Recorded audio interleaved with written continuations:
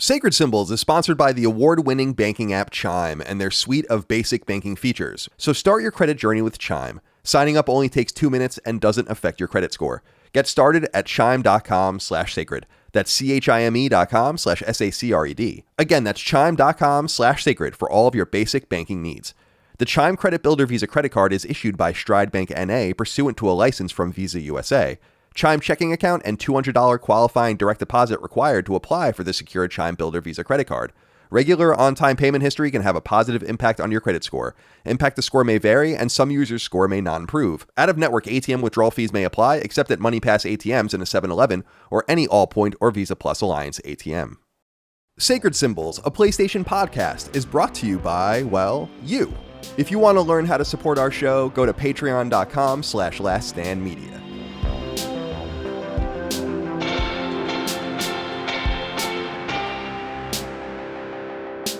Greetings and salutations. Welcome back to Sacred Symbols, a PlayStation podcast. This is episode number 243. My name is Colin Moriarty. Today, I'm joined by only one of my co-hosts, Dustin Furman. Dustin, how are you today?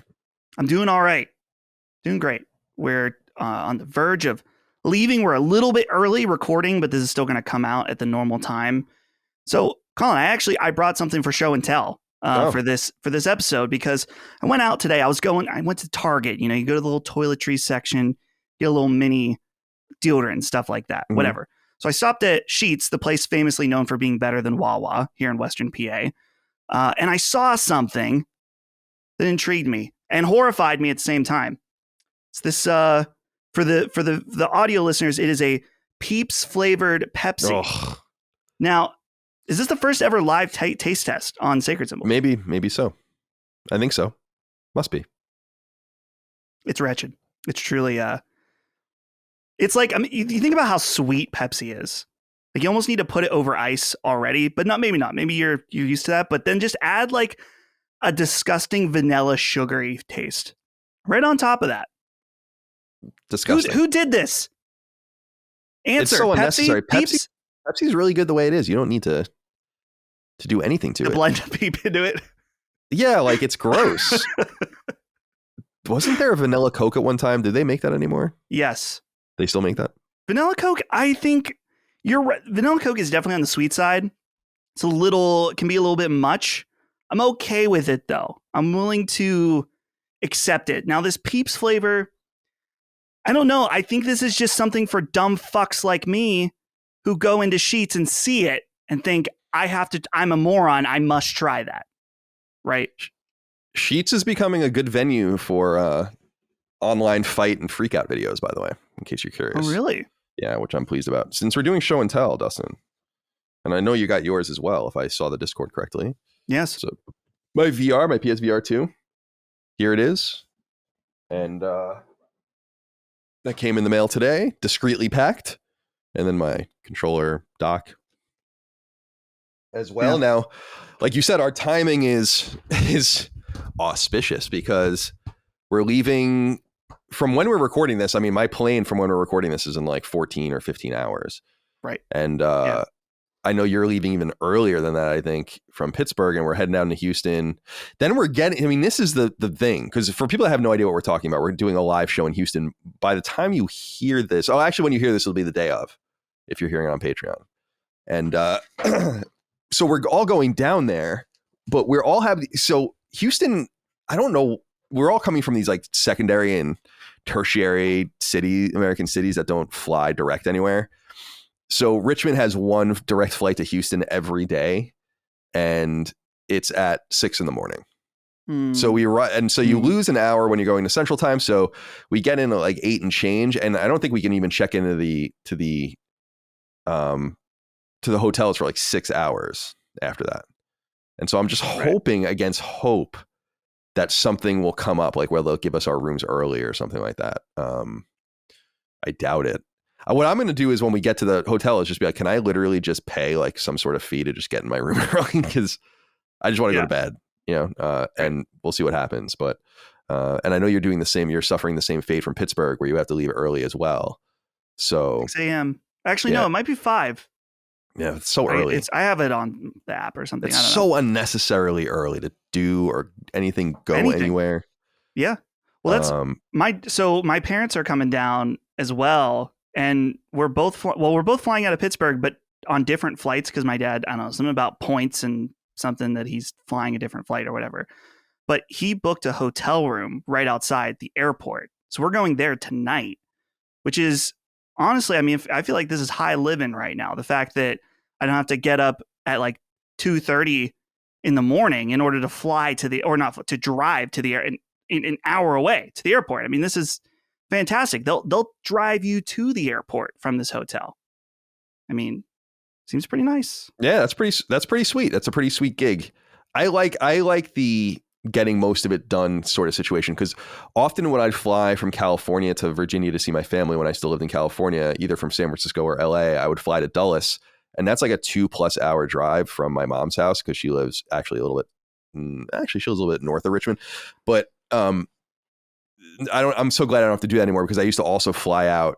I like to fly first class, on Virgin or Alaska, and it's actually quite affordable if you do it on the first flight out or red eyes.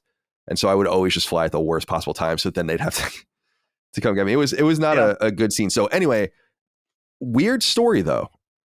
This will be the first time I've been on an airplane since 2019, which is shocking to me, because longtime fans or people that have heard me talk know that my mother, before she got into academia, was actually a flight attendant and then rose to become an executive at a Delta connector called Business Express. And she was the head of their flight attendants in the like early to mid 90s. And we used to fly on Delta for free. And when I was like a little kid, up until I was probably 10 or 12 or something like that. And so we used to just fly all the time, not going anywhere, but it's like, oh, I got to go home to Long Island. Oh, I got to go to Boston. Oh, I got to go to Maine. And it would just literally be free. You would have to fly standby, but you would always get on. And so ever since being a little kid, I would just constantly be flying places. And then when I worked in games media after college, I was going all over the place. I lived on fucking airplanes. I basically could have had like a room at the SFO, the airport, Terminal 2. Just was constantly there. And I think I said to people my last year in games media in 2014 in proper games media, I was gone for more than 2 months on travel, like doing things. And then so to go all of this time without being on a plane is quite weird. The last plane I flew on was Christmas Eve 2019, LAX to Dulles, Washington Airport, first class, Alaska Air. That was the end. So it's going to be an interesting time going back on and seeing what's happening on the planes these days. Probably the exact same thing, I would assume. You bypass the mask era, which is unfortunate. Totally, yeah. Not, I mean, whatever, say what you will about masks, but I feel like the likelihood of seeing some shit go down way higher during the mask era. Definitely. Which could be insanely entertaining or horrifying. You roll the dice on these things, you know? Definitely. And then, lo and behold, we're only going to be there for a couple of days. I mean, we're back on Saturday night and we're recording this Wednesday afternoon. So it's really not a very long, we're not even gone yet. So anyway, safe travels to you, and thank you. You too. To everyone else. We're looking forward to being in Houston for the most overrated games of all time. Can't wait to discuss that with everybody. Meet some of you guys, some merch, all the rest. It's good. Speaking of merch, laststandmedia.store. Shirts, sweatshirts, hats, beanies, whatever. Stickers, free shipping domestically here in the United States. Support us on Patreon, patreon.com/laststandmedia. Like more than 12,700 of you do right now. This gives you early ad-free access to every episode of this, Defining Duke, our Xbox podcast, 2 episodes of Sacred Symbols Plus every single week, which is our supplement to this podcast, Defining Duke supplement, Constellation, our conversational podcast, Knockback, our retro and nostalgia podcast, all of that. Recent Sacred Symbols Plus episodes include weekly analyses and review discussions of The Last of Us on HBO. Sacred Sales Saga went up recently for January to go over the January sales on PSN. Upcoming include Dead Space, spoiler cast and review discussion, which we're recording a few days after we get back from Houston. Hogwarts Legacy, we'll get to. I still have to beat it. We'll talk about both of our experiences later in the show. One I'm really excited about, which will go live the day after this goes live on Patreon, is a conversation with my best friend Ramon about because he was here recently, as people know, because he was on Constellation. He does all of our music, if you don't know, but he has rediscovered video games in a major way over the last few years. because I gave him my Switch, and he play.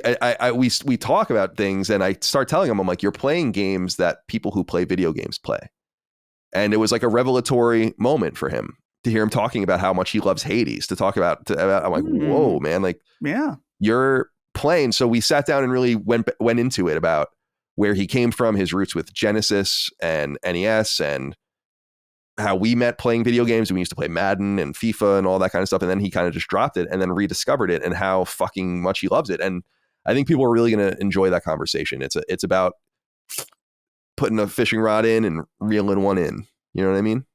Baiting them right in, you know? All right, my friends. Oh, yeah. Probably... Yo, I'm sorry. No, go ahead. I was going to say, we should probably address where Chris is. Oh, yeah. We've never addressed where Chris is.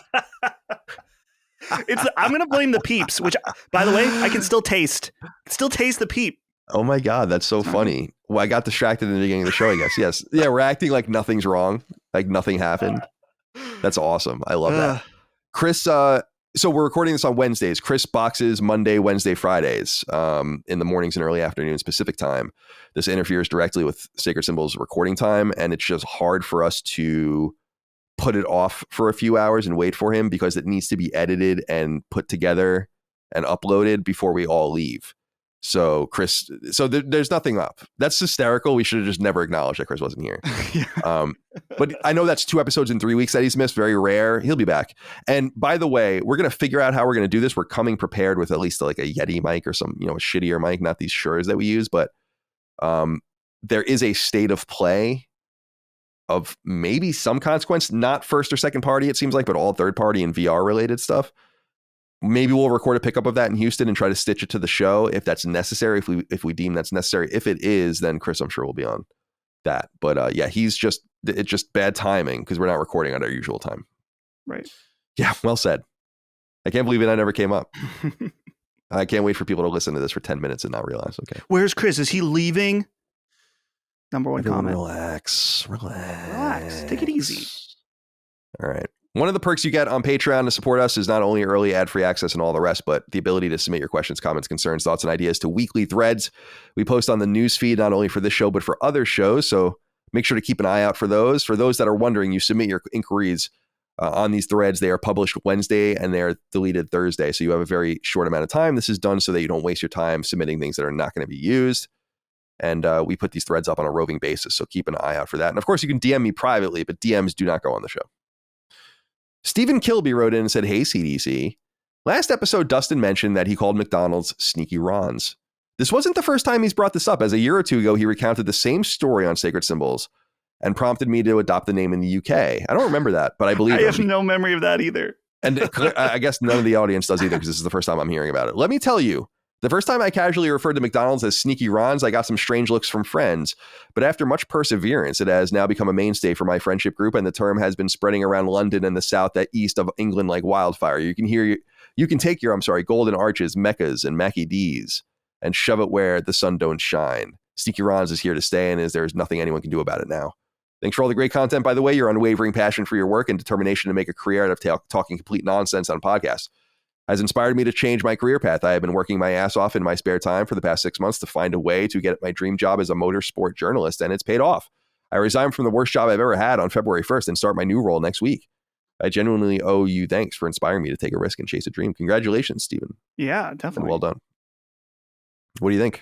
Sneaky Rons becoming part of the nomenclature. I said this last week, but I want to reiterate. I'm not the creator of the term Sneaky Rons. I'm only someone spreading the gospel, really. I respect your ethics. Yes, it's important. I feel like, because here's the thing. I never expected chippers to catch on, and I still don't expect it to catch on. In fact, I mostly expect it to annoy people, and that's fine. I don't want to say it's the intent, but it is a byproduct that I would say is positive for me. Sneaky Rons, on the other hand, I think that there's a lot of value here in this term. I think there's a lot of joy, and I really do think that it could spread, like Steven says. And clearly it already has beyond our own shores here in the United States. So I'm really happy to hear this. Shout out to my boy, Micah. Like I said, in college is when he first taught me this term. I need to tell him, though. I haven't told him yet, say, hey, just so you know, Sneaky Ron's is literally spreading around the globe now. And what's funny is I don't know if he invented the term. He might not have. Yeah, it could be. That's the way language goes, though, man. Before you know it, who knows who invented these various things. So, congratulations to you, Stephen, on your new job. Congratulations to McDonald's on its continued success. And let's move on to the next issue here, which comes from Austin DeBose, who says, "Hey, fellas. With the recent mentions of that good old Boar's Head product, I just wanted to write in to say that my fiance and I actually started a business recently and opened up a deli here in Litchfield, Ohio. The first order of business was, of course, to facilitate a contract to carry Boar's Head products, to which, of course, we did. All the sandwiches are made with Boar's Head top to bottom, and business has been great so far. Our best seller is the Godfather, which is an Italian-style sub, of course. My only question is, should I name a sandwich after the LSM boys? Maybe a stand-down sub, a Gamer Battalion special of the week. As always, thanks for all the great content." Well, thank you for writing in, Austin. Sounds awesome. Owning a deli. I worked at a deli, as a lot of you know, when I was in high school. Fond memories. Using the slicer years before I was allowed to use it. We're legally supposed to be using it. Just eating constant amounts of egg sandwiches and turkey sandwiches. And man, it was good. 20-ounce Cokes, just all that shit. I got yelled at a few times, actually, for eating too much of the food.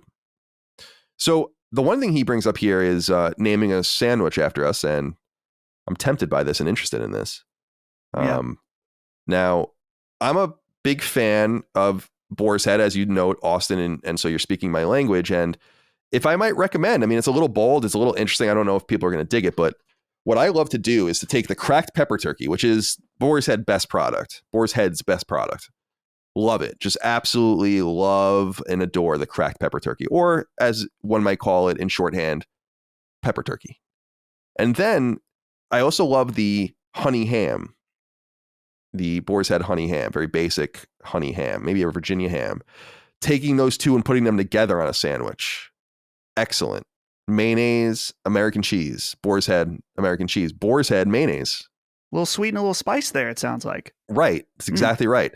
Now, I really almost like mandolin shaved onion, just a little bit of that on the sandwich as well. Maybe some iceberg lettuce if you have it around. I think you got something kind of special there. So my request is we have a sandwich named something that's pepper turkey and honey ham and American cheese. And let's call it, I don't know.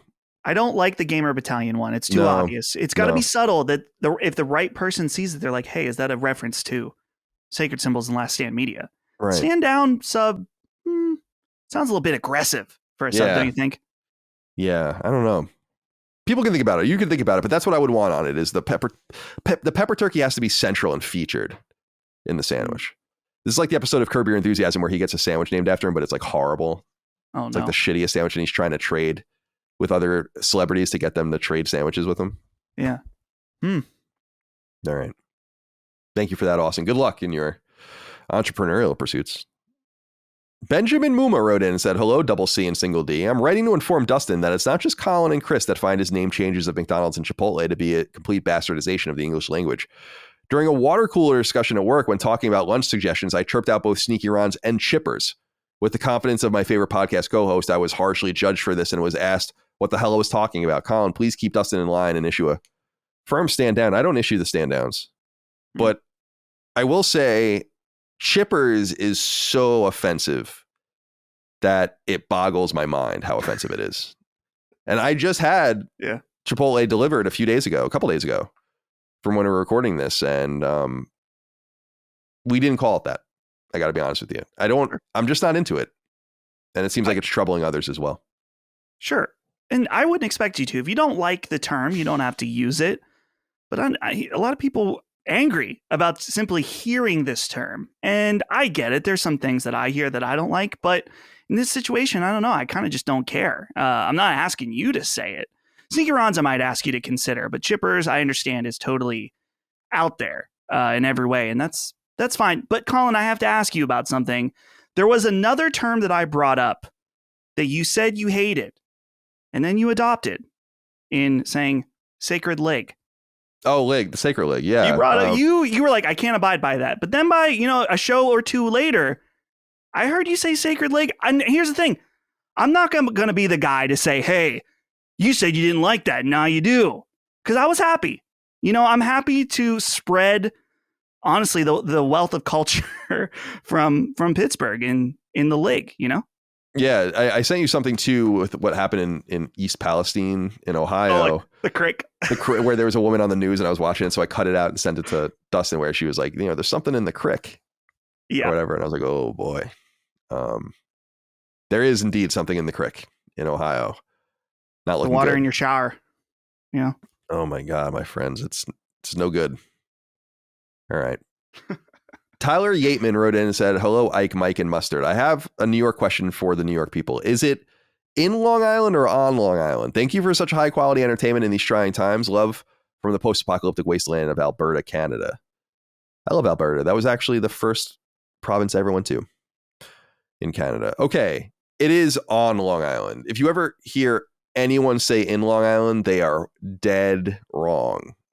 Dead wrong. No, there is no greater sign that you are not from Long Island or have never been there or spoken to someone or about it in a proper way than to say that you are in Long Island. Ooh. And I hear Long it Island, said, I am in you. yeah, well, yeah, like you wouldn't say that. You would say, I am on you, which is equally sexual. Yes, it is. And yeah, so when people say in Long Island, it's like, no, that actually, it's funny. There every once in a while, like a news person will tweet out a story or there'll be something in a news article where someone says in Long Island and people are just swarm them, basically. You don't ever say that. It is definitively on Long Island in New York City. On Long Island in New York City. That's the difference. Fair. Yeah. Kurt, aka Big Juicy, wrote in, said, hey there, CCD. I come with a small PSA, and now it's time to get into the games news, by the way, some of the smaller items. For any PS3 owners out there, if you're interested in any of the PS1 games on PS4 or PS5 and don't feel like getting PS Plus Premium like me, most of them are $5.99 on the PS3 store. This also allows you to download it on the current console since you already own the game. I bought Legend of Dragoon and Siphon Filter for $12 instead of $20. When are we getting Medieval 1 and 2? I don't know. Do you really want to play Medieval 1 and 2? Maybe you do. There is the 2019 remake of Medieval. That sounds right. That didn't really go anywhere from Other Ocean. But yes, I've heard about this. Now, I wonder if this will also work on Vita. It will obviously not work on PSP anymore because the PSP store is shut down. But people should, I guess, go check that out because the games are, the PS1 classic iterations of some of these games are still cheaper. I bought Wild Arms 2 yesterday on PS5 for $10. Happy to pay it, but I think you can get it for $4.99 or maybe $5.99 on PS3. So this is an option. Have you heard about this? This is pretty cool. For people that don't know, the PS Classics that are coming to PlayStation Plus, both a la carte, well, available a la carte and then to PlayStation Plus. PlayStation Plus, what is a premium? Right. The highest tier. A lot of these games were already available, and so you can kind of circumvent and fuck around with the system if you'd like. Yeah, I have heard about this. Actually, I had a gentleman or gentlewoman, I guess, but tweet me last night, and it was kind of funny. They mentioned to me like, "Hey, Legend of Dragoon is free right now. You don't need to pay for the subscription. This is an oopsie." I said, "Do you happen to already own it on PS3? Because that might be why it's free." And they're like, "Oh, so shout out Legal Senpai. You done goofed, but that's okay." But here's the thing. You could theoretically attempt to boot up your old ass PS3 and do this, or maybe like you said, Vita. But isn't there a thing now that you have to put money on your account in order to buy things from those stores? So you might be getting into a little bit of hassle with this, and it may just be easier to spend the $10. But I don't know. Maybe the hassle is worth the $8. Yeah, I mean, I appreciate it. I respect it. I mean, it's not an inconsequential amount of money, but sure. Yeah, I just don't care. Especially with, it would be I'm not going to plug my PS3 in. It's sitting on my entertainment system. It's just not hooked up. But I was thinking about like, well, I could go on Vita and do it, but then I have to shut two-factor authentication off because you can't have that on and connect to the PSN on Vita anymore and then you have to turn it back on when you're done. It's just like, I'll just pay the extra $5. But I was thrilled to see that Wild Arms 2 and the Legend of Dragoon, which we discussed at length last week on the show, are available outside of PS Plus. And my hope is that this rings true, or that this will happen for more games that come, but also some of the games that are locked behind it. Like there are some peculiar games such as Super Stardust Portable that are not available a la carte, that you have to have the service. And I understand that that's kind of the draw to the service. And that's why I was wondering if Wild Arms 2 and The Legend of Dragoon would indeed just be available there, but they are not. And I think that would have been stupid. I don't think they lose any money by making them available. They just make money by making these old games from their back catalog available, regardless of how people want to play them. And so I'm excited as fuck to play Wild Arms 2. I'm gonna get into that ASAP when I get home. In addition to the VR stuff, there's quite a bit of stuff to balance, because with the VR stuff, it's like I guess Horizon would be the only game that I'm really like gonna mess around with immediately. Yeah, but I'm gonna be very distracted. I have a few things queued up with VR. I was going, so Tetris Effect and Res Infinite both have really good VR updates. Those are $10 a piece, which whatever, that's fine. And then Resident Evil Village, full VR support, GT7, which I'm hearing is incredible. Like really seems to be one of the showpiece things for the headset. So I have all the, like last night before bed, I was like, I should just go and get these installed so that I probably am not going to have any time today to check it out. But when I get back, everything's going to be ready to go, which is nice. All right. And yeah, I'm not even opening mine because it's too tempting. You know, it's too, then I'll have like some half-assed experience with it, and then I'll be thinking about it. And I just got to get to Saturday night. We just got to get through the show. Mm-hmm. All right. Sacred Symbols is sponsored by the award-winning banking app Chime and their suite of basic banking features, which you can discover for yourself at chime.com/sacred. The harsh reality of the real world is that without a good credit score, you're going to be extremely limited in the larger purchases and other important moves you make. If you don't have your credit score in order when it comes time to buy a car or a house, or even just rent an apartment or apply for the job you really want, you're going to be in for a rude awakening. That's why Chime's Credit Builder Visa credit card is such a great offer for those of you out there who are looking to build or restore your credit, so you can get back to living your solid adult life. See, if you use credit like I do, and like millions of other people do each and every month, and you live a responsible life within your means, that's important, your credit score should only benefit. Here's what I do. I buy pretty much everything on a credit card, and then I immediately pay the card off. Doing so costs me nothing and builds my reliability, hence my nearly 800 credit score. Now, think about what you can do with Chime's Credit Builder Visa credit card. Build your credit with your own money by paying it off each month, and voila! Since Chime reports your payments to credit bureaus, your rep will build over time. Indeed, Chime members see an average of 30 points in increased credit score. My friends, being a responsible adult means being responsible with your money. Yes, Chime also offers a banking app, checking and savings accounts, and more. Everything you need for basic and effective banking options. And hey, if you do get the Chime Credit Builder Visa credit card, you don't even need a large deposit or credit check to apply, nor are there annual fees. So start your credit journey with Chime. Signing up only takes 2 minutes and doesn't affect your credit score. Get started at chime.com/sacred. That's chime.com/SACRED. Again, that's chime.com/sacred for all of your basic banking needs. The Chime Credit Builder Visa credit card is issued by Stride Bank NA pursuant to a license from Visa USA. Chime checking account and $200 qualifying direct deposit required to apply for the secured Chime Builder Visa credit card. Regular on-time payment history can have a positive impact on your credit score. Impact the score may vary, and some users' score may not improve. Out-of-network ATM withdrawal fees may apply, except at MoneyPass ATMs in a 7-Eleven or any Allpoint or Visa Plus Alliance ATM. Now it's time to get into some other news items. I did want to note this actually before I got through, though. I meant to bring this up a little earlier, is that last week, this is just a PSA and just an observation. Last week, we broke news that it looks like Sony has purchased Ballistic Moon, the random studio of fewer than 50 people in the UK that seems to be made up of some supermassive developers. They are working based on leaks on something called Project Bates, which is assumed to be a horror game, could be a PSVR 2 game, especially considering the size of the team. That's very possible. But this was picked up by some outlets, which is cool, and I appreciate it. And they cited the news and stuff like that because I obviously discovered on this thing called PitchBook that it was listed as a done deal, which seemed weird. And I actually had some people write into me saying like, it could be that someone did this erroneously, but PitchBook is apparently a very legitimate and expensive, to the tunes of like apparently tens of thousands of dollars a year to subscribe to it. It's like a thing that businesses use. So it's probably accurate. And I discovered that. And I'm glad that a lot of people, or some people, that covered it chose to cite it, but a lot of people just didn't cite the source at all. And I think that's trash bag behavior. I want to reiterate that, because there are sources I fucking hate, and there are outlets that I hate, including some we're going to talk about in the news, and they're cited because they are the source of the news.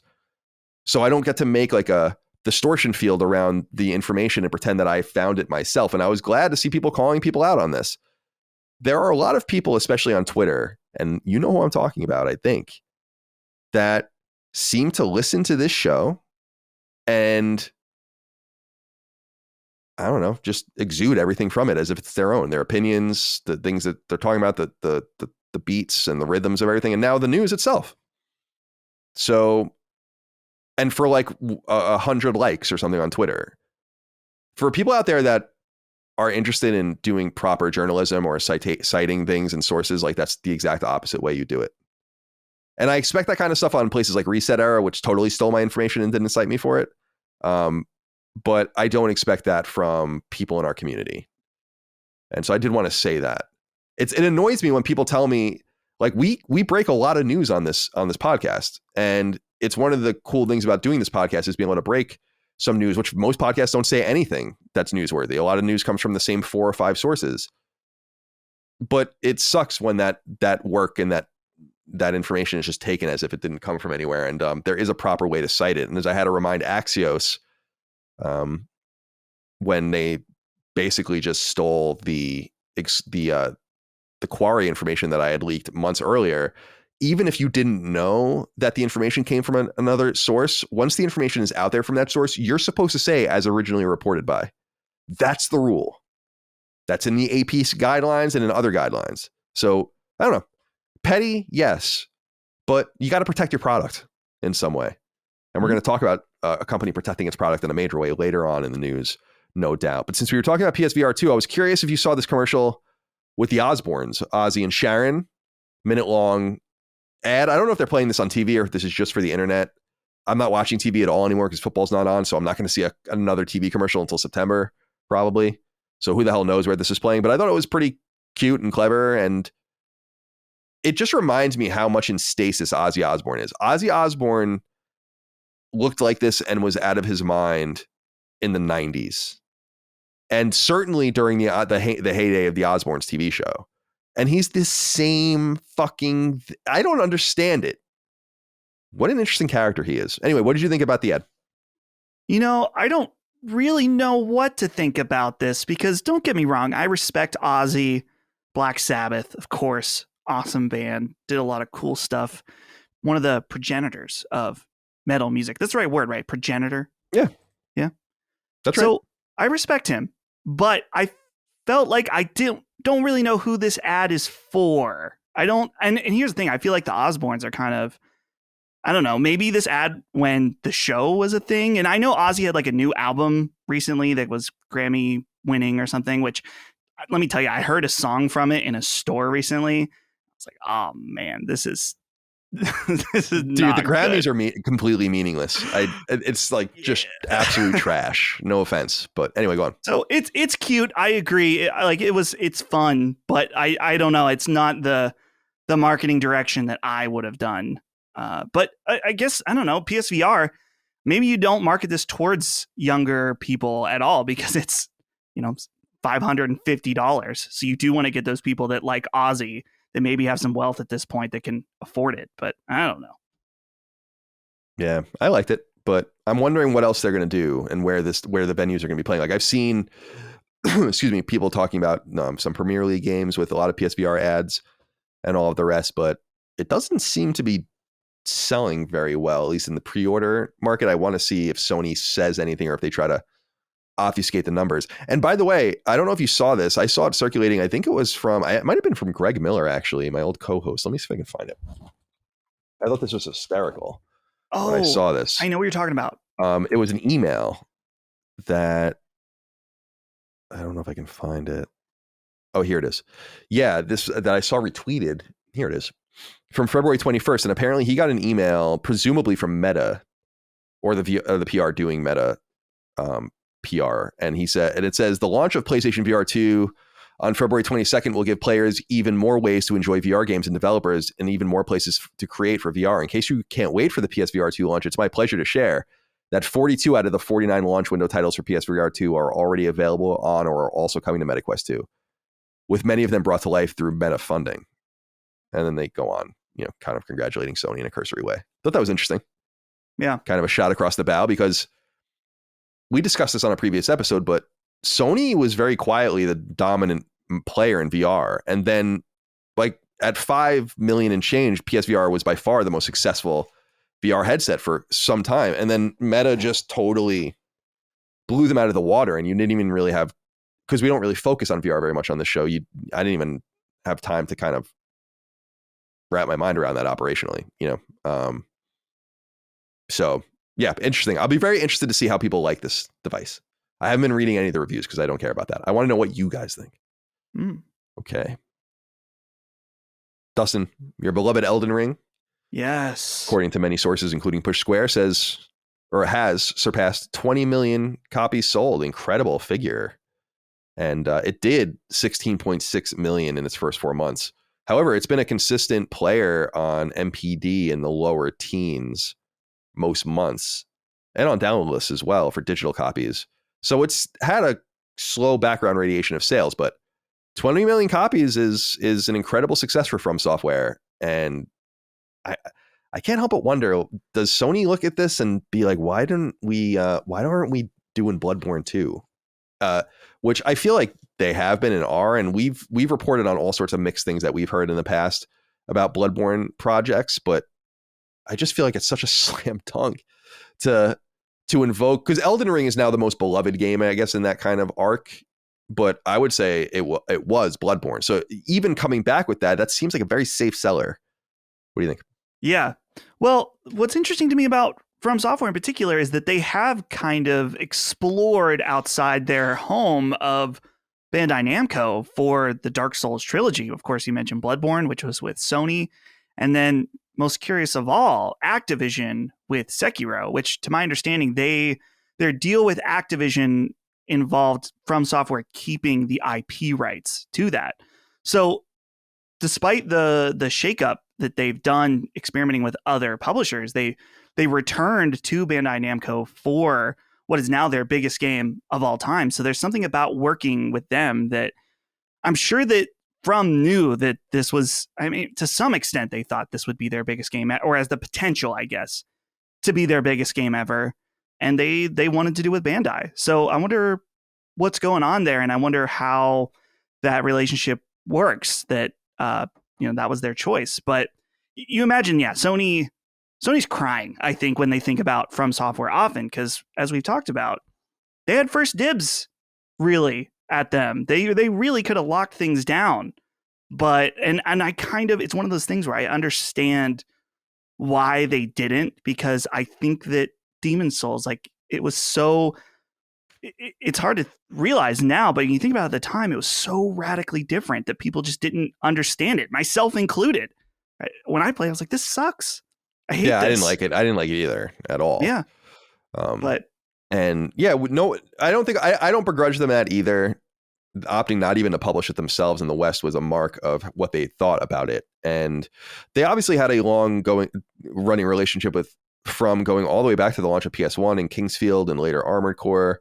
So yeah, they just kind of let it wane, or let them wander away at the wrong time. I just think it was bad timing, but you would think that they would have some sort of urgency to continue with at least one of their exclusives being a Souls-like, especially because it's one of the most beloved ones that people just want to even see re-released in some way, nonetheless get a sequel. And I think that would be really exciting for a lot of folks. So I don't know what they're waiting for. Maybe we'll hear more about that soon. It's kind of interesting to think about how old Bloodborne is now. I mean, it's 8 years old, which is wild. Right. it's totally wild. I can't believe how old it is. Well, the PS, for a long time, I was saying, like, patch it, make it better, give us a 60 FPS patch. Honestly, for Sony at this point, that would be a really dumb decision, because people will happily spend $70 for a Bloodborne remake. Yeah. Yeah. And I mean, with Sony talking about remaking Horizon at this point. It's like, that game is in good shape and they're still remaking it. Bloodborne is not in good shape. So of course they would probably want to remake it and sell it to you again. And people like me will buy it. Well, millions of people will buy it. Yeah. That's the thing is that because we talk about this from some sort of conceptual point of view, but they know, they're not stupid. They do know that people want the game. So you have to assume there's some sort of plan of action there. But I am curious to see how Elden Ring sticks around, see how they follow up Elden Ring with an inevitable sequel, I assume. I mean, I feel like that's absolutely necessary to follow that up. And I wonder also, and by the way, before I say what I'm going to say next, I should give Sony some credit. They have invested in Kadokawa. So, correct. And Kadokawa owns From. So yes, there is some action being taken to at least monetize the success of the company. But what I was going to say was at 20 million sold, I wonder what does that say? I mean, what does that mean? That means something. I don't know what it means. Elden Ring is an incredibly hardcore game. And it has a 10% platinum rate, which requires either to beat the game. You have to see everything in the game, do everything in the game, and beat everyone. And then if you're not going to save scrub, you have to beat it multiple times. And so I just... I don't know what it means. Like, in other words, Dustin, and we say this a lot, that there's this theory of, the hundreds of millions, like the theory that there's really only X amount of hardcore gamers, something like maybe 300 million at any given time, and that the number doesn't really grow. It just kind of stays the same as people come and people go. And so it could be like this coalescing of a very specific group of hardcore style gamers that all got in on Elden Ring. And that does happen. I mean, that Red Dead Redemption is a great example of that. That's not really a casual game. That's a game that a lot of hardcore gamers played, and some casual people, as opposed to Grand Theft Auto, which is 4x the sales, and that's the casual performance of a game. So I just wonder what it means that so many people played Elden Ring, that so many people platinumed Elden Ring, and that it did seem to have some sort of mild appeal to the masses, but I don't know how that shakes out. I don't know how someone that doesn't play video games plays a game. It just doesn't make any sense. So what do you think of that? I mean, an exit, like, what does it mean? I think it means that people want new experiences, particularly, and I know that Elden Ring is a PS4 game and a PS5. I don't think it's necessarily something they're looking for from a generational change, but, and Colin, I know that this is something that I think that, as a fan of very traditional open world games, I feel like the success of this game is a response to how people feel about traditional open world games. It's not that we hate them and don't want them anymore, but I think we've hit a saturation point where people are looking for a different way to do that. And I think that we got a taste of that in Breath of the Wild. And, Breath of the Wild, there's a million different opinions about it, but I think you're not able to argue, or it's factual in some way that it did something incredibly different. Whether you like that or not, or whether there's things about it that make it so you don't like it, that's a different story. But it definitely did something very different. And I think that resonated with a lot of people, and a lot of people were looking for that next type of open world. And I think this was the answer for a lot of people. And so like you said, with this 20 million units, what does it mean? Like, my biggest question is, what does it mean for every developer designing an open world game right now? What does it mean? Do you stick to what the things that we've been doing for a long time? And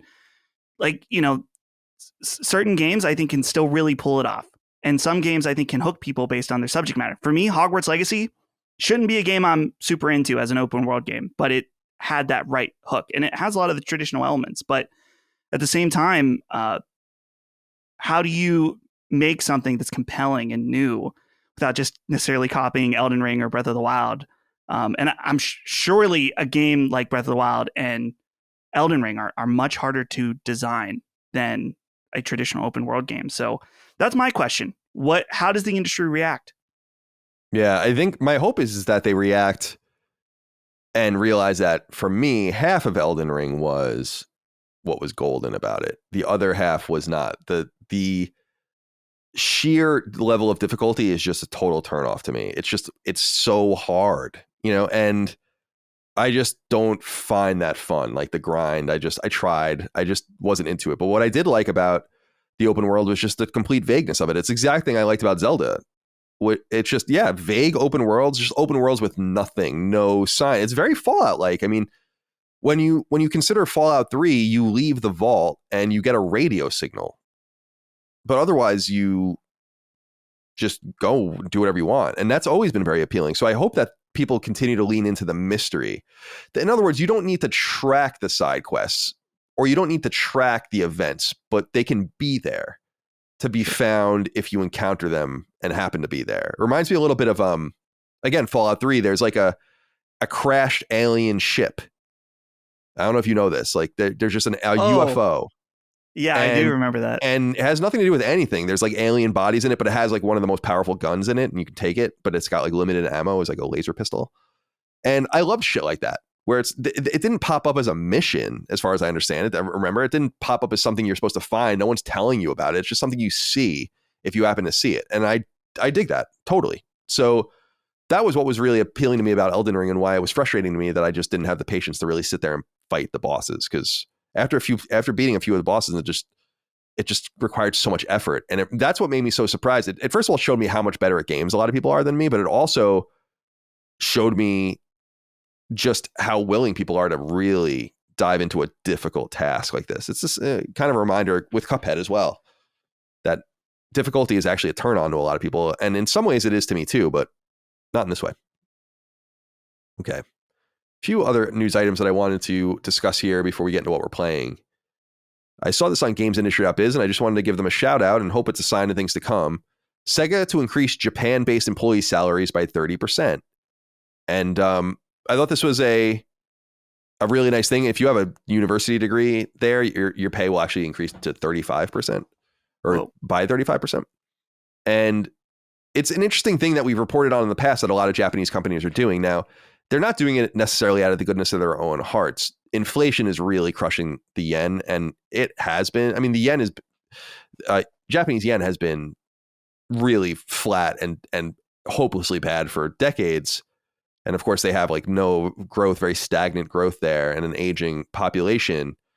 But the old rule of thumb, even when I would go to Japan those couple of times, not 10 years ago, was $1 per 100 yen. And it's not anything like that anymore. It's more like 130 or 140 yen per dollar, which is awesome if we're traveling there, but bad for the people that live there. So you need to increase the money that they're getting in a substantial way. And I think this is awesome.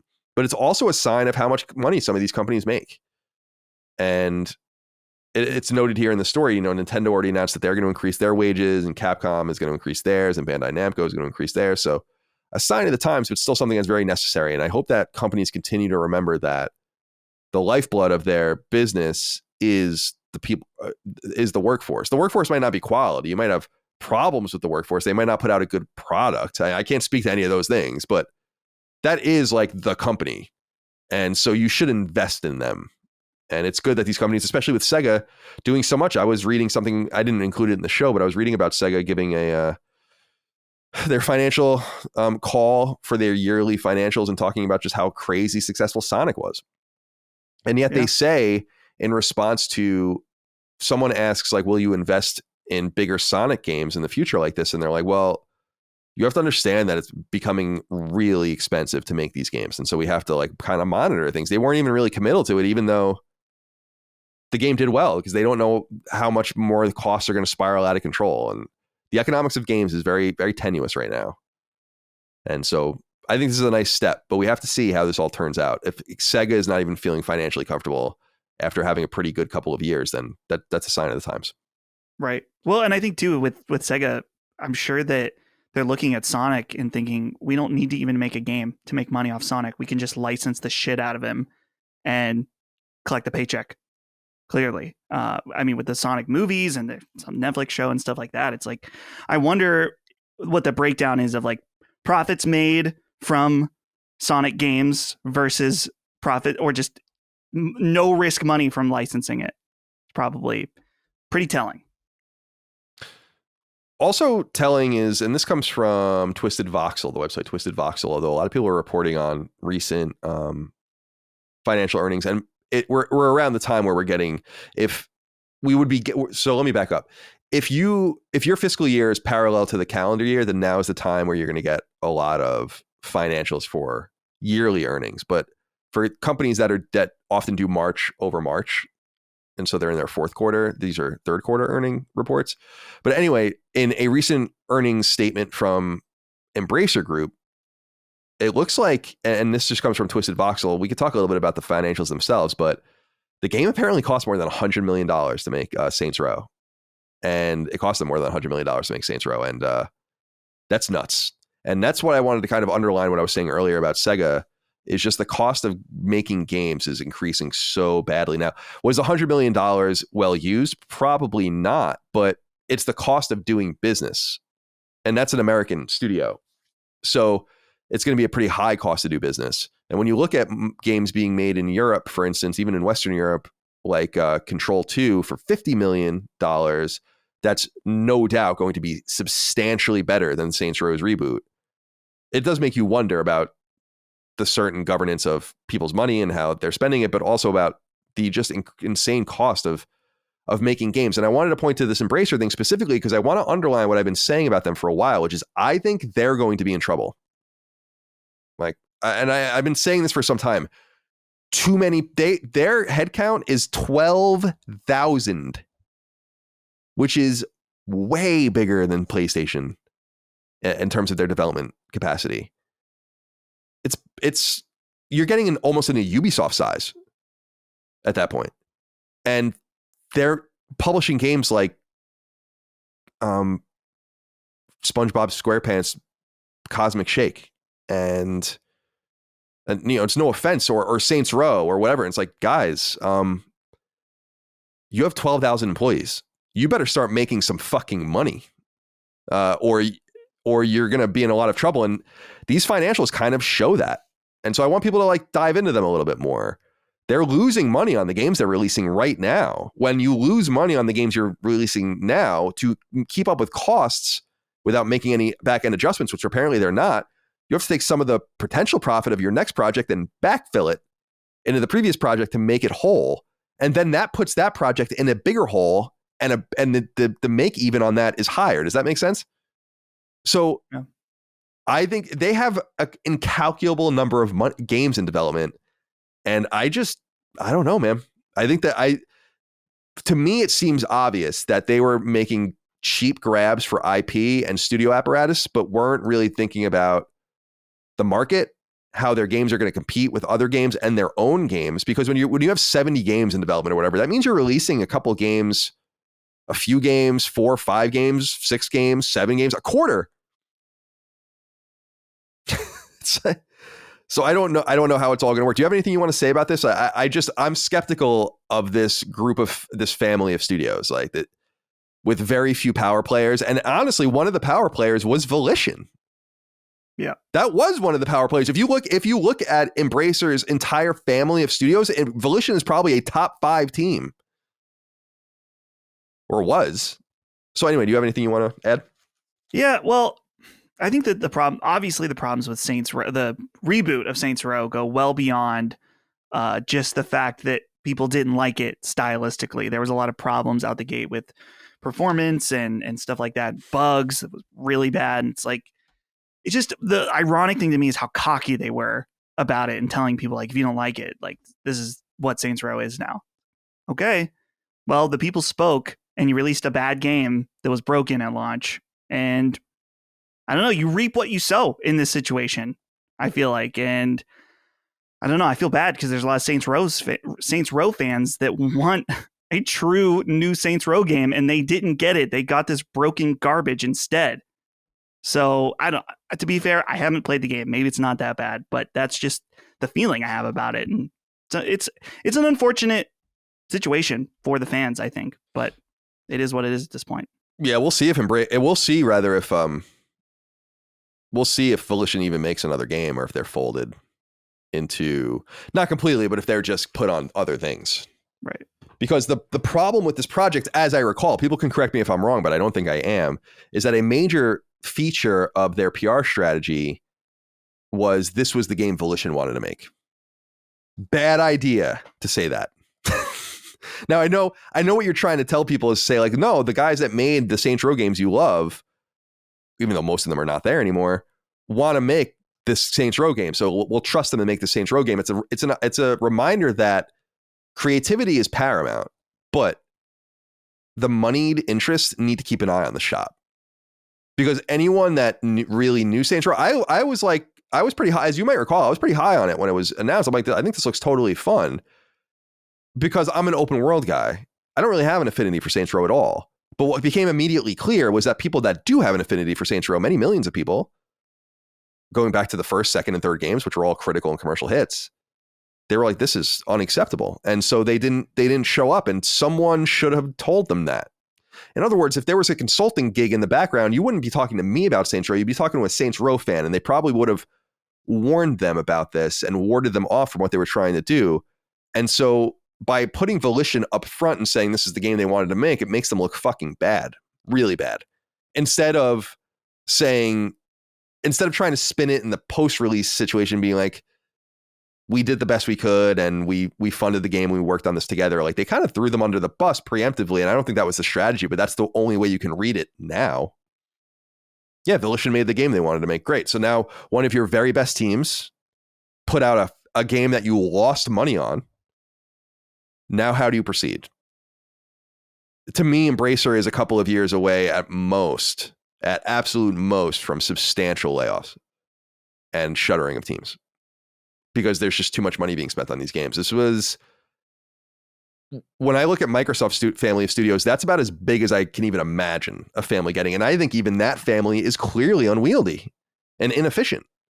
So when you're talking about this, think about all the middle management and production. These are not all in one family. They're in like 8 different families under one umbrella. And then under each of those families is another set of teams. And under some of those teams, under those umbrellas are under umbrellas. Yeah. It's just nonsense. I implore people, if they've never looked, go look at Embracer's structure. And how they've kind of just kept all these things independent, like Deep Silver and THQ Nordic and all these things. And then how they all fold under other things and so on and so forth. It seems a little House of Cardsy to me. Okay. I wanted to know what you thought of this. This isn't big news by any stretch of the imagination, but you might remember that last year, a little less than a year ago, the late PS1 classic JRPG Chrono Cross came to PlayStation 4. And it was called the Radical Dreamers Edition, and it was especially relevant to people because it has that Radical Dreamers, I think it's a prequel that was only available maybe over Satellaview or something in Japan. It was some weird shit. And so they folded these things together. But nonetheless, Chrono Cross was released on a PS1 in the West. People loved it. So that's mostly what it is. But the game was in strange shape. And then randomly, they announce on social media, and this has since gone out and is live on the game itself, is that they've patched it. And they said, following the launch of the game last year, we're planning to release an update this month. The update includes a wide range of changes, such as frame rate improvements, changes to the growth system for Pip, and fixes for other bugs. Thank you so much for all of you for your thoughts and feedback on Chrono Cross: The Radical Dreamers Edition. Have you discovered the secrets that original director Masato Kato added to this remaster? ? So what did you think of this? Like, it's cool that they're paying attention, but why did it take them so long? What is that? That's a rare miss for Square Enix these days. Yeah. Talk to me about your thoughts. I totally agree. It's one of those things where it's like, yeah, I'm glad you're fixing it, but you're a little late for the people that paid for your product, particularly at full price. It's not a good situation. But like I said, better late than never, I guess. But it comes off the heels of, there was another remaster recently, a Tales game, right? That was, oh yeah, Symphonia. I'm hearing is worse than the original. So here's, we always say, like, don't put your money down until you can get some verification that the game you're buying works. But that extends also to these remasters as well, because clearly they're, the quality isn't always there. I also got to say, I absolutely love that this says, hello, everyone. This is the Chrono Cross Radical Dreamers Edition development team. It's like, oh, thanks for saying that. I couldn't tell by the big logo that says Chrono Cross, the Radical Dreamers Edition at the top of the image coming from the Chrono game Twitter account. Yeah, it seems to be a Japanese thing. Yeah, it is. Like there was like that Nintendo tweet that was like, "Hello, this is Miyamoto." It's like they make sure to, and I guess maybe that's it's probably just a cultural thing, but it's funny nonetheless. Please be excited about it. Please look forward to it. Yeah, it's so as far as this Chrono Cross thing is concerned, the game came out 10 months ago. Obviously, came out in 1999 on PS1 in Japan, but 10 months is enough time to fix the problem. And I was actually going to go back and play it, but or I was going to play it when it came out, but then people were kind of shitting on it, and then I just kind of forgot about it. And I was a little perplexed why they didn't release Chrono Trigger first, especially because Chrono Trigger is a substantially better game and a beloved game, and is widely unplayable on modern hardware. So it is a little strange that they didn't go in that order, but it is my hope that they go backwards. But I'm glad you brought up Tales of Symphonia, because that Tales of Symphonia was a 2004 GameCube game. And then in, I want to say like 2014 or 2015, it came to PS3. And it might have been 2014, because I think I was still writing reviews at that time. And I think I actually might have even reviewed it. And it was in good shape, but it was pretty bare bones. And it showed the limitations of what you can really do to a GameCube game without, or that era of game without really rebuilding it fundamentally. But you would think Bandai Namco would be in a position, we just talked about Elden Ring, but having so much success with other games too, where they look at a project, they're not stupid. They know that the game isn't right, and they just release it. And to me, I don't understand why publishers that have no impetus to release bad games do it, knowing full well that it's not right. You'd have to be crazy to not know that a consistent frame rate or these things are not important. Or so it's very weird to me, and shows a lot of disrespect to the you expect that kind of shit from people that have everything riding on something, not. And even those kinds of companies shouldn't be doing it, but you would expect everyone to be like, we just got to get it out and see what happens. But Bandai Namco is not one of those companies. Square Enix is not one of those companies. Very, very weird. And makes me a little worried about the Final Fantasy Pixel remasters, but we'll see. Still excited about them fundamentally. All right, I wanted to ask you about this, Dustin. People have been talking about Returnal's release on PC, which happened in recent weeks. And people have been talking about how it hasn't been doing well on PC, comparable to other PC releases from the PlayStation family. And so Push Square, our friends at Push Square, note that out of the 8 games from first and second party that have come from PlayStation Studios, Returnal ranks 7th out of the 8 in terms of concurrent players, highest number of concurrent players upon launch. And so God of War is at the top with 73,529, and Sackboy: A Big Adventure is at the bottom with 610 concurrent players. Returnal is at 6,691 concurrents, which puts it below Uncharted and Miles Morales, Days Gone, Horizon Zero Dawn, and Spider-Man. And it's worth noting that Spider-Man, Horizon both all have over 50,000 concurrents, and Days Gone 27,000 concurrents, so not too bad. I'm curious what you think about this relatively, especially because it was pointed out to me, and I don't know if this is true, that Hi-Fi Rush actually had fewer concurrent players than Returnal at its height. And it's not to take a shot at Xbox. I'll be doing plenty of that later in the show. It's to just say that, why do we expect Returnal to kill when it was already available on PS5, but no one's judging a brand new game for performing poorly, in quotes, by standard? I don't know. It seems a little weird to me. Are we being too hard on Returnal? Well, I think that the thing with Hi-Fi Rush in particular, I don't know if that's a good comparison, just because it's available on Game Pass for PC. So that's fair. It means people aren't going to, I'm sure there are some people that bought it on PC, as you mentioned, if Returnal did better, but most of those PC players are probably going to play it on Game Pass. But to me, I don't know, like Returnal already wasn't necessarily a huge seller on PlayStation 5. It's kind of a niche game. And then now it's coming over to PC at an insanely busy time at full price. And so people like me, and not that my experience speaks for everybody, but people like me, I want to buy it again and play it on PC and have that experience, particularly playing with mouse and keyboard is something I really want. But it is not in my economic best interest to rebuy it at full price when I have a million other things to play and I already paid full price to play it. So, and that's fine. I'm happy to do that, but it's kind of like a secondary experience. And of course there's people that they want to reach that maybe didn't play it on PS5, but that doesn't change the fact it is very busy right now for new game releases. And a lot of people are invested in other stuff. So I expect Returnal to be a slower burn on PC, and I expect it to do its biggest numbers when it goes on sale, because I think this is the type of game that people are maybe a little hesitant on paying full price because they just don't know if they're going to like it because of its difficulty and its roguelike nature, but they'll take a shot on it when either they're looking for something to play or it's a good deal.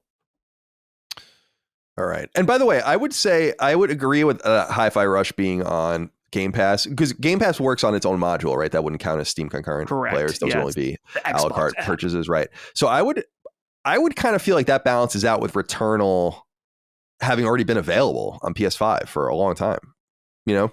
So it's not like it's getting, there's a lot of people that aren't going to buy it or play it there either. Yeah. I think it's a very tantalizing PC game, to be perfectly honest with you. But yeah, oh, definitely. But yeah, anyway, just wanted to point that out. It's underperforming in a major way, although Little Big Planet set a fucking all-time low for underperformance at 610 concurrents. Yeah. I don't even know why they bother with that. Well, they probably learned something about who wants to play their games there. Okay. Let's see. Oh yeah, I wanted to ask you about Lies of P, because the game it didn't even have a release window. It had kind of ambiguous, like 2023 or future release windows. And now we know it's coming in August 2023 based on a new IGN derived trailer that was shared during the IGN Fan Fest. I don't even know what that is. Do you know what that is? No, because I thought that was something they did around E3. Yeah. Or maybe they do something else. I don't know. Yeah, I don't know what I don't even know what that branding is, but so there's a new trailer here. I just, as a Souls guy, and I was going to ask Chris if he was here too, but he's not. I had this kind of set up for both of you, not for me, because I'm not going to play it. But I was curious what you think of this game. This game is getting a lot of attention. It's unclear to me if it's getting attention because it's a Game Pass game, so it's going to be available to a lot of people immediately. If it's getting attention because it authentically looks and sounds good, it's hard for me to kind of get a gauge on this. So what are your thoughts here? I'm pretty mixed about how I feel about this game. It looks awesome. It definitely, of course, is evoking a Bloodborne style in a lot of ways. And the trailers I've seen, in particular, like some of the stuff looks so cool. The enemies, the bosses. I love the you're playing as Pinocchio. You look really cool. And a lot of this looks really, really promising. But with that being said, this is kind of an unknown studio with Round 8. And at the same time, I may catch some shit for this, but more and more, these AAA third-party games that launch on Game Pass, I feel more concerned about. Like they know that there's something up, or maybe, I don't know, particularly right now. They're definitely foregoing money to get secured funding. There's definitely something to be said about that, no doubt. Yeah. I mean, we're going to talk about Atomic Heart in a little bit, but I think that this is just another recent example of something that it has this appearance of a really good AAA game, and I know that Atomic Heart is really mixed, but there's definitely some stuff wrong. It seems janky about that game, and it was launched on Game Pass, and they had that the return of Eurojank, my friend. Yes, so I am in a very much a wait and see approach with Lies of P. I want it to be so good. I think it. Man, I'm super intrigued. I barely even clicked through this trailer, because I just want to be surprised at this point. But I can't say it's a day one purchase for me. I guess I could play it on Game Pass. This is one I would prefer, I think, to play on PlayStation. But I'm just going to have to wait, find out. Yeah, I mean, that is a good point. I haven't really been able to articulate that either. Is what does the inclusion in Game Pass indicate? Not that it's a bad game, but that the studio, if it's a third-party game, that's an important thing I should Correct. say. If it's a third-party game, first party, second party, totally different. But if you're a third-party game, multi-platform, releasing on Game Pass, you are a little scared. Mm-hmm. Definitely. Because you would never, ever, ever sacrifice a la carte sales to take the money up front if you thought the game would definitely hit and definitely sell. You want to kind of balance things out a little bit. You want to make sure you're kind of a little more financially viable than you might otherwise be. You're willing to sacrifice the ability to sell a la carte. And we know, by the way, based on Microsoft's own emails that were released during this whole hullabaloo, that they themselves know that Game Pass erodes game sales on Xbox shockingly.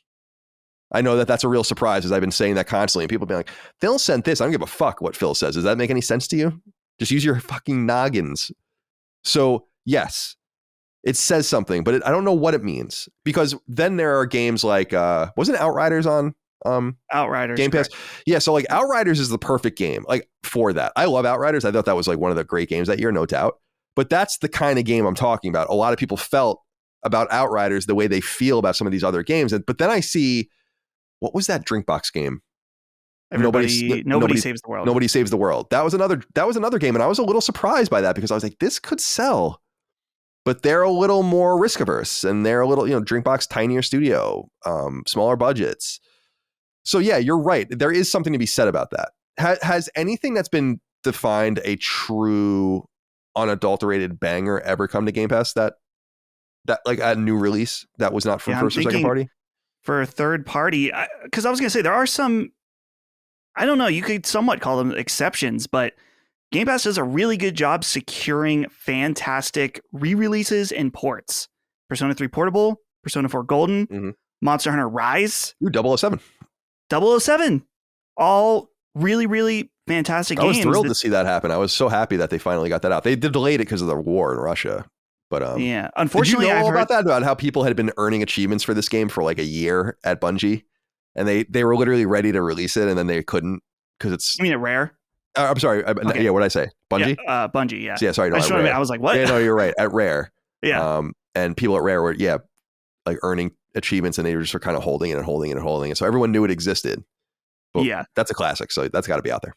Yeah. Unfortunately, it seems like there's some issues with it from what I heard, that like so it's on Switch also, and the Switch version is kind of janky because it doesn't have better controls.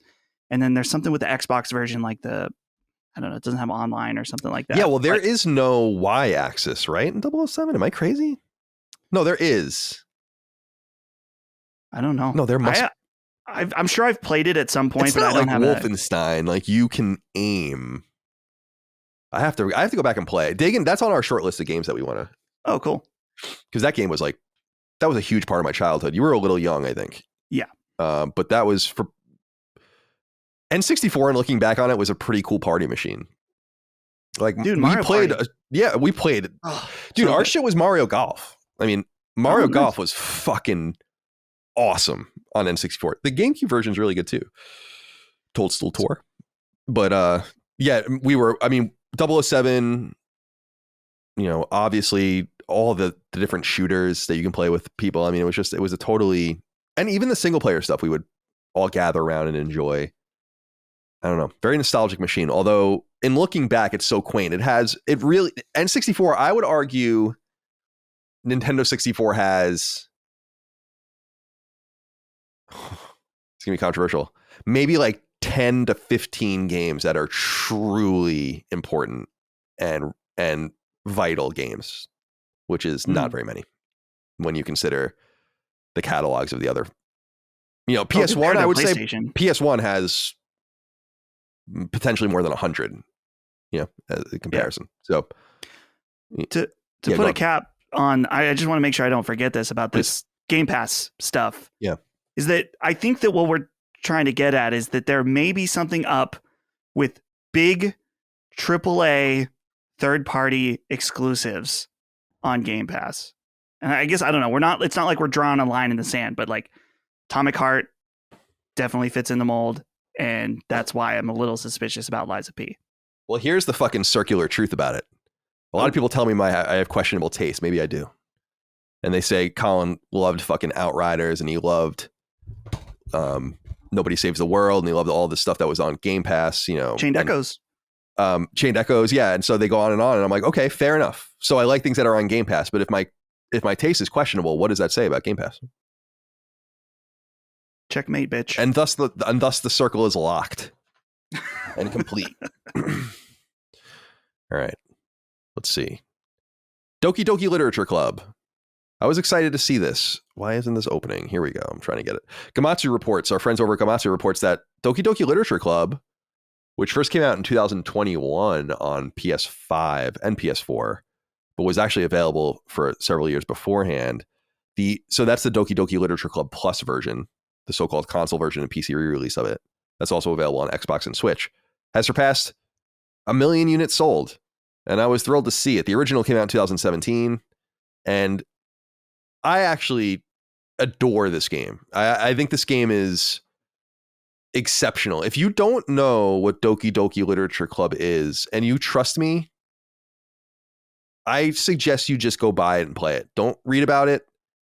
Don't look into it. Just have no idea what it is and just play it. And I find it truly special, truly inspired. And there are other describers I want to use, but I won't because I don't want to spoil it. Truly, if you don't know what Doki Doki Literature Club is, and even when you see it and what it is, trust me. Please trust me. It's fucking awesome. But do you like Doki Doki Literature Club? But you liked it back on the PC. Yeah. Well, Colin, this is what's so crazy. An important detail about this sales figure is that right now you can go and download Doki Doki Literature Club for free on Windows, on Mac, and on Linux. So on the PC, whatever, you can play for free right now, and it's still sold 1 million copies. Now, to be clear, the version that's selling is the Plus version. It's got some extra stuff in there, but you can check this game out for free if you really want to. I would recommend the Plus version because it's really not that expensive and it's really good. So it's worth paying for, I think, in my opinion. But that's just crazy. A free game sold over 1 million copies. That's awesome. It's so good, just dude. Goes to show how good it is. It's so special. When games do something totally different and challenge you in different ways and present things to you in different ways, I mean, it's a real renaissance there's a real renaissance going on right now in just the way games are presented. And if you keep an open mind, and it's important that you keep an open mind with this game, I'm telling you, when you're done with it, you will be like, wow, I didn't know. If you know, of course, then it's spoiled for you. But if you don't know what it's about, Doki Doki Literature Club Plus. Congratulations for 1 million copies sold. Very well earned. And finally, before we get into what we're playing, a final small news item here comes from IGN, who reports that Ubisoft. So we've been talking a lot about how companies aren't participating in this E3 2023, this E3 revival led by Repop. And so we talked in the past about how Sony is not going to be there, which is not a huge surprise. They were out of E3 even before COVID.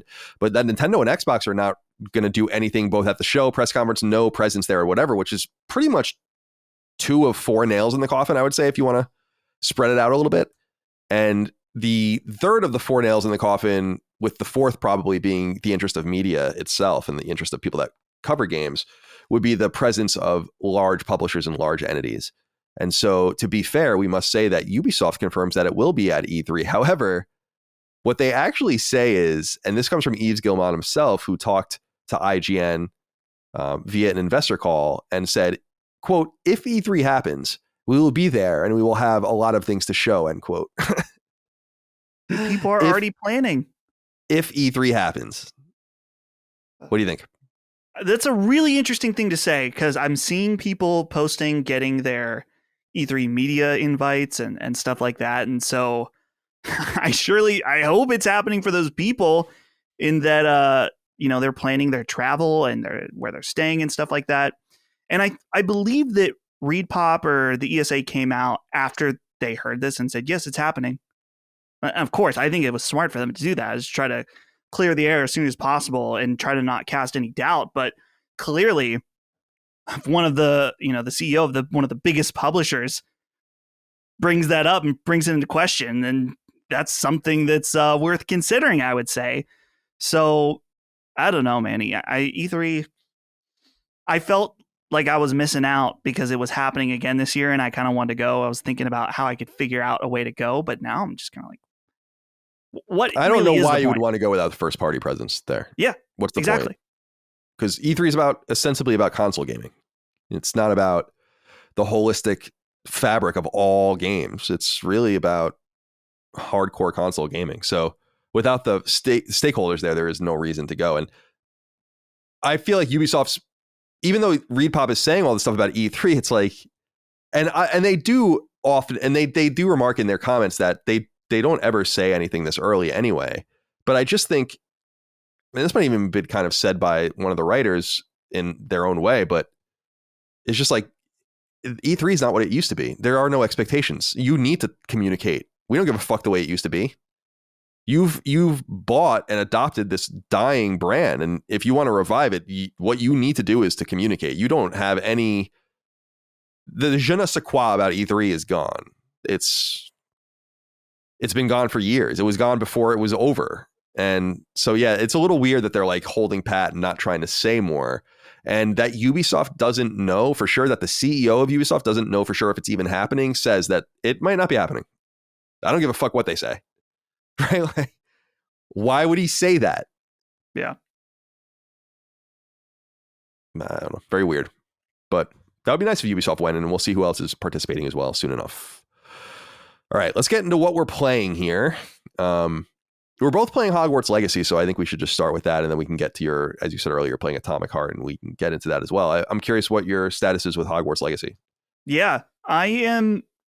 Man, I'm like mesmerized by this game. I don't know. It's been a while since I've been into an open world game really at all, but I am really, really enjoying this. In particular, the thing I'll say this time is that I am finding some of these side quests, not all of them are awesome, but there's a particular side quest line that I'm really enjoying with a student named Sebastian, and he's a member of Slytherin. And his side quest has brought up a lot of interesting questions and a lot of ethical things about this, this wizarding world and what's acceptable and what isn't acceptable. And it's funny because I'm finding this side quest line like more interesting than the main story. And to be clear, it's everyone I think can unanimously agree that the main reason you're playing this game is not necessarily for the main story. Which, to be clear, this main story is fine. There's intriguing aspects to it, but a lot of us are playing this for the world and the experience of feeling what it's like to be in this world. So getting some of that is some deeper meanings and intrigue has been something I didn't expect. But overall, I still feel the same way about the game, and that I think it's totally awesome. There's still some weird like graphical things here and there that I'm noticing. In particular, the one thing is that this is just me being nitpicky, but if you like quickly move your camera left and right, you can see some of like the occluding shadows like pop in and out. There'll be weird things where there'll be like a white line against the bottom of the screen every once in a while.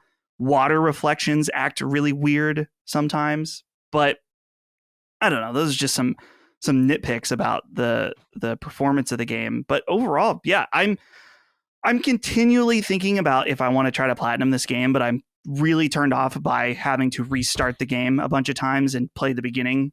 But I don't know. It depends. Maybe this is something I'll just chip at long term, but for right now, I've just been pretty much doing all of the main story side quests and then just slowly chipping through the story. And I really don't know how much more I have to go, but in some ways I'm feeling pressure, particularly, with Atomic Heart out now. I'm like, oh, there's more stuff coming out. PlayStation VR is here. So there's other stuff, not that I feel pressured that I got to move on to the next thing, but there's other stuff I want to do also. So it's a tough decision. Yeah, it's funny because with Hogwarts, I'm about 20 hours in now. Haven't had as much time to play, but I'm also not as like heavily drawn to it as I thought I would be.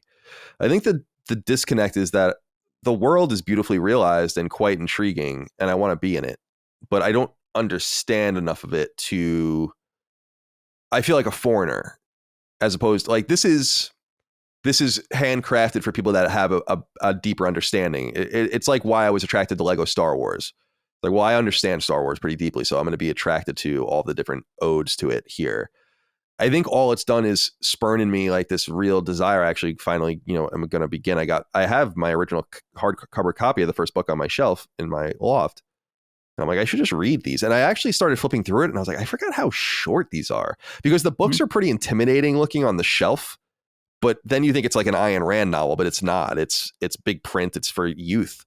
So it's easy to carve through. So it's kind of put this impetus in me to be I wish my pool was open. I can float around in a couple months, hopefully just read these and just get through them and understand it. Cause then I think I would enjoy the game more, but I am enjoying the game. I think it's well done. I think it's very good. I think there's some technical issues. Like you said, I noticed pop-in. And I often remark, how is this going to run on PS4? How is this going to run on Switch? There's a clue about that, actually, I saw in a Digital Foundry video based on the Series S version, is that some of those doors that just get that little rotating loading sign and then go through, those are hard loads. Like you have to specifically load in and out of the castle. So that's at least part of the puzzle. As far as it's going to be rough. The huge draw distance in the open world, that questionable. Yeah, because this is the first machine where I felt like the PS5 is not. They're not getting everything out of the PS5 for sure. And even I had a specific battle that was quite crowded with enemies where there was deep slowdown. Like the game just started to chug, and I have not experienced that in a long time. A lot of frame rates are just locked, and the game just really, even noticeable for me. Although it's noticeable when you start playing 60 frames constantly when things aren't at 60 frames. So I guess my overall view of the game so far is that it's good. And I think that it's not great, probably because I'm just not well connected with the subject matter. And once I become acquainted with it, I'd probably like it more. And thus, I would assume that a good game for the acquainted would become a great game. And that this is probably, I would assume, the most loving recreation of this subject matter and of this world ever. There's probably no example of this. I played a couple of the Harry Potter games on PS2 to write strategy guides for them way back in the day. And it's actually, a lot of the memories are coming back for me from those games, and they're cute and they were fun. Electronic Arts was doing those games, but far cry from what this is. There are a couple of things I will say though. The lack of Quidditch is really weird, and it's weird that they have to keep saying it because they know, I guess this is a big deal for a lot of people that are into the world. It's like, where's Quidditch? And it's not a spoiler. I mean, I don't consider this a spoiler because they tell you immediately and then they keep reiterating it on a fucking ad nauseum basis, but that the Quidditch season is canceled in the game. That's why there's no Quidditch. You still fly on your broom and you do all these different kind of like Nights into Dreams sections through rings and all this shit. But I feel like that's a huge miss, like a really big one, and something that they should have figured out. And I know it sounds like a lot, but that's something you invest in. That's a piece of the game that you carve out and give to a team for them to make. And I understand why people are complaining about that, because you have the flight mechanics in, so it would have been cool to see that. And it just seems very corny and very lame the way they're like, oh, it's canceled. Yeah. It's like, oh my God. And then they have to, like I said, they just remind you every once in a while, because you're probably wondering in your mind, where's the Quidditch shit? That's like such a huge part of the world. And it's like, oh, it's canceled. Okay. So I find that a little strange. And I just think that's why I'm really interested about the PS4 and especially the Switch versions of this game, where I already feel like the game is loading a lot. I feel like the game is thinking a lot in short bursts. It's not snappy in the menus because it does need a second, but those seconds add up when you're trying to go from, I need to go here, here, and here. So you click on this, and click on this. That adds 3 seconds. You go out 6 seconds, right? And I think that kind of stuff all adds up. And just having a PC style cursor is a really bad idea. And building it around that, I think, was a stupid idea. Having, of course, that with the map and the fast travel system, which is pretty proficient. It's fairly snappy. I like that, and I don't have a problem with the map system like a lot of people do. I think it's generally okay. I think that they did a nice job of laying everything out. It's readable and legible and all of that. It's just, you're using a mouse cursor. Why am I using a mouse cursor? I just don't get it. And but there is a lot of snappiness once you understand, like using the costumes, like putting on your gear and then immediately pressing square to go into the other menu where you can make it so it doesn't show and all that. Like that's very easy and proficiently used. The other thing where I feel like the game really shines, although you don't really get into a lot of, at least in my experience, is like there's not a ton of combat, which is cool because it makes the world feel lived in, and you're doing your thing and you're hanging out. It's not always just fighting. It's about learning and about friendship and about all these other things. It's cool. But when you fight some of these awesome battles, man, the combat system is great. It's really, really fun to just wield and launch all these different things. And then you can actually switch to a whole different set of spells, or you can on the fly, the game will stop and switch up your spells. I think that's really cool. And I like how the enemies use colored shields that kind of reflect the kind of attacks you're supposed to use to break the shield, and how you can just use certain things. Like I like levitating them and then firing a shot at them and then throwing them across the room or whatever away from me. It's cool. I don't quite understand the violence through the perspective of the game, but I don't think that matters. In other words, he's killing people, I think. Right? I was noticing that when you fight. Well, I was noticing when you fight humanoids, they disappear. When you fight the little gremlin, gnome, whatever creatures, trolls and stuff, they stay. Their bodies stay, and they disappear eventually. But the wizards just disappear immediately. So I don't know if it was kind of like, I was comparing it to Mike of like in Spider-Man, the game animates all of the characters falling off the building as being strapped by web to the building, even if you have no prayer of seeing it outside of photo mode. In other words, Spider-Man can't kill anyone. Like, they will not let it happen. And I wonder if this is their way to do that. But yeah, talk to me about this. Did you notice this? You say he brings it up, or someone brings it up. Well, I think when you clear out some goblin camps, he's like, your blood is on Ranrock's hands. So basically admitting, I fucking killed all you, but it's not my fault because you followed the bad guy.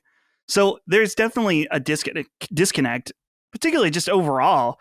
And that's what I was kind of saying last week, is that this game is not a simulator of what it's like to be a student at Hogwarts. You can leave Hogwarts for as long as you want. There's not going to be any problems.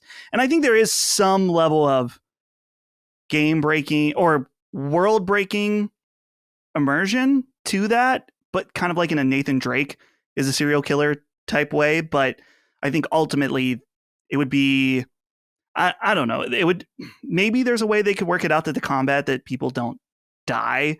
But then again, there are, and I don't consider this a spoiler either, because it was a big part of the lead up in the game, is that there are spells you can do that kill people. Like there are unforgivable curses you can learn in the game.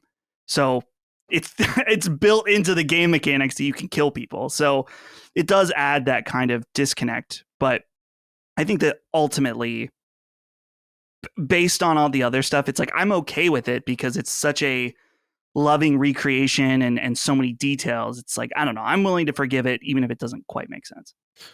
Here's one thing I'll say about the game that I think is pretty much a 10, if you want to say that. And we got into it a little bit last week, but I want to address it more now, is the game's unrelenting warmth. And I know it's not going to be to everyone's liking. It clearly isn't to everyone's liking, as we talked about last week.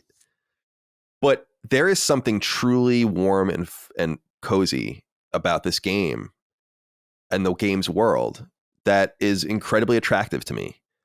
People are kind and decent. There seems to be a patience, even like your rivals and the people that are like mean to you or put you down, like you kind of come to understandings with them, or it's not that bad, or it's more of a competitive thing, and your professors care. And I don't know, there's just something about this world that I feel like is very welcoming, and something that it's like you want to go there and you want to see it yourself. And I think that there is that's why I feel like I just don't understand the nuances of the world at all. And I think that I would love it even more from that perspective if I did, but just from an agnostic point of view, like they've just, imagine if Harry Potter was just this unknown thing where everything you knew about the world was in the game, right? And there was no Harry Potter, actually. It was just whatever it was.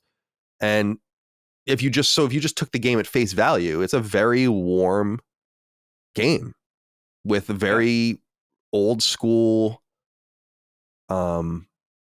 feel good bona fides.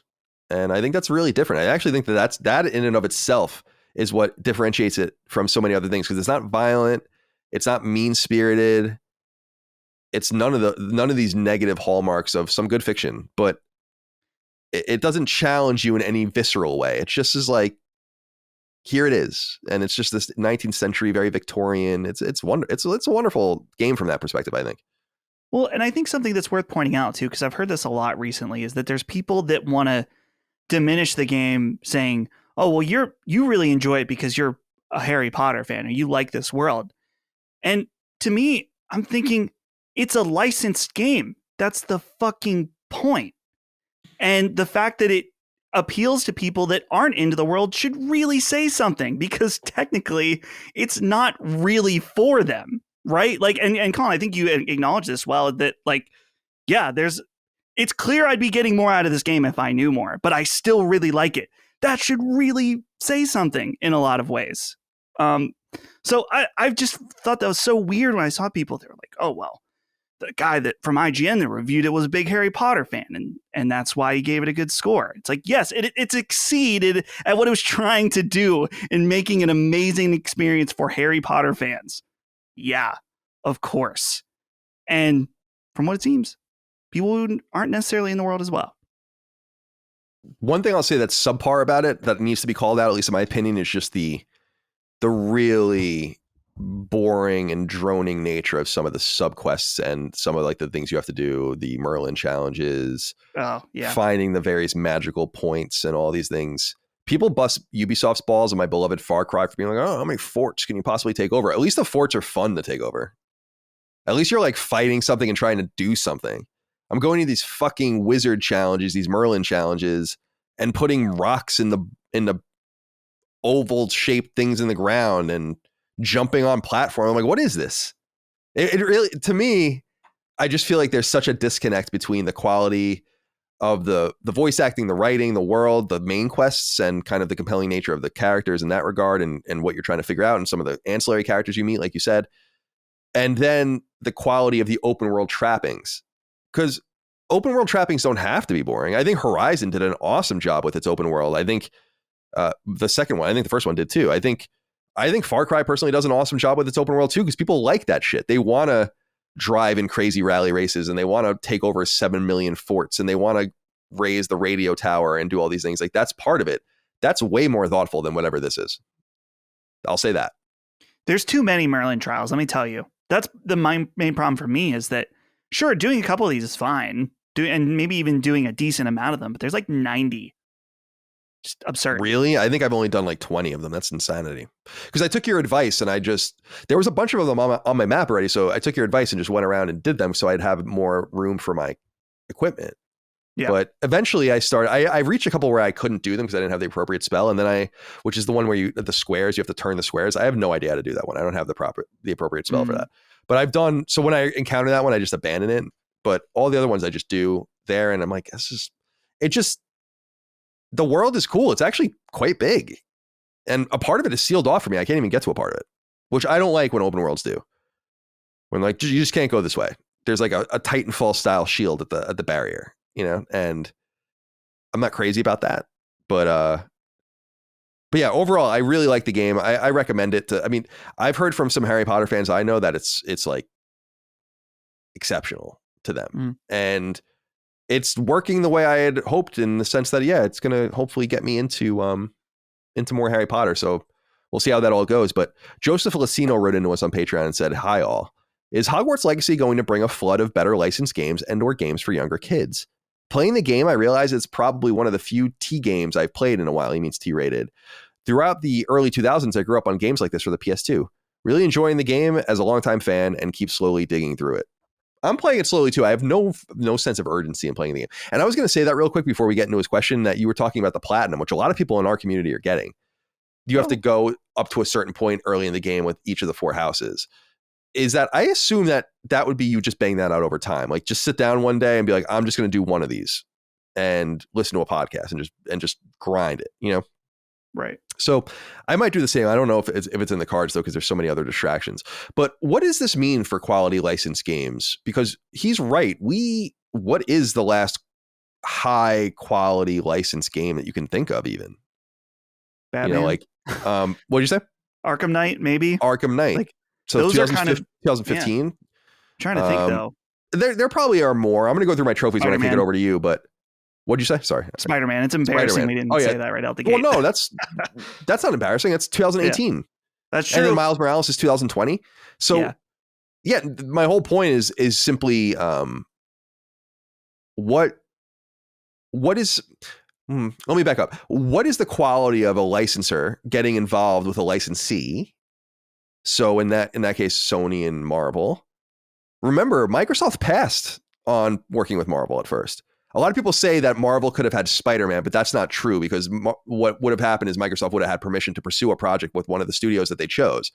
Insomniac and Spider-Man were the package deal to get Spider-Man off the ground with Sony. So it would have happened quite like that. So it's true that, yeah, maybe something was lost in translation with all that. But I just, in my mind, I wonder what the value of having a license is as opposed to spending 50, 75, $100 million on making a game or more than that, especially. I mean, if you're spending more than that, I don't think you want to deal with licenses at all unless you have very specific licenses. But I guess what I'm wondering is if you're going to invest all that money, don't you want, on one hand, someone will look at it as safety. So you look at like Massive's Avatar game, right? And then on the other hand, you say like, well, I built a huge open world game that could have been something else that we own, but it's an Avatar game.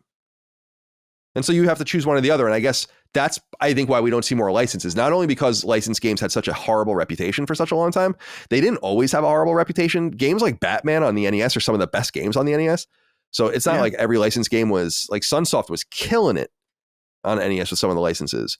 But it did get a bad reputation over time. And I think that the large investment in games means that it would probably be wiser for you to invest in your own product, which is why a game like Spider-Man is so unusual, because that really did work. I mean, everyone's winning, but that's not always going to be the case. If Spider-Man sold a quarter of what it sold, which is still really good, it probably wouldn't have even really been a worthwhile endeavor. So you have to balance things like that too. And they might see that with Wolverine. So who knows? So anyway, I've said a lot of things here. What do you think about the potential return of licensed games through the prism and the lens of Hogwarts Legacy?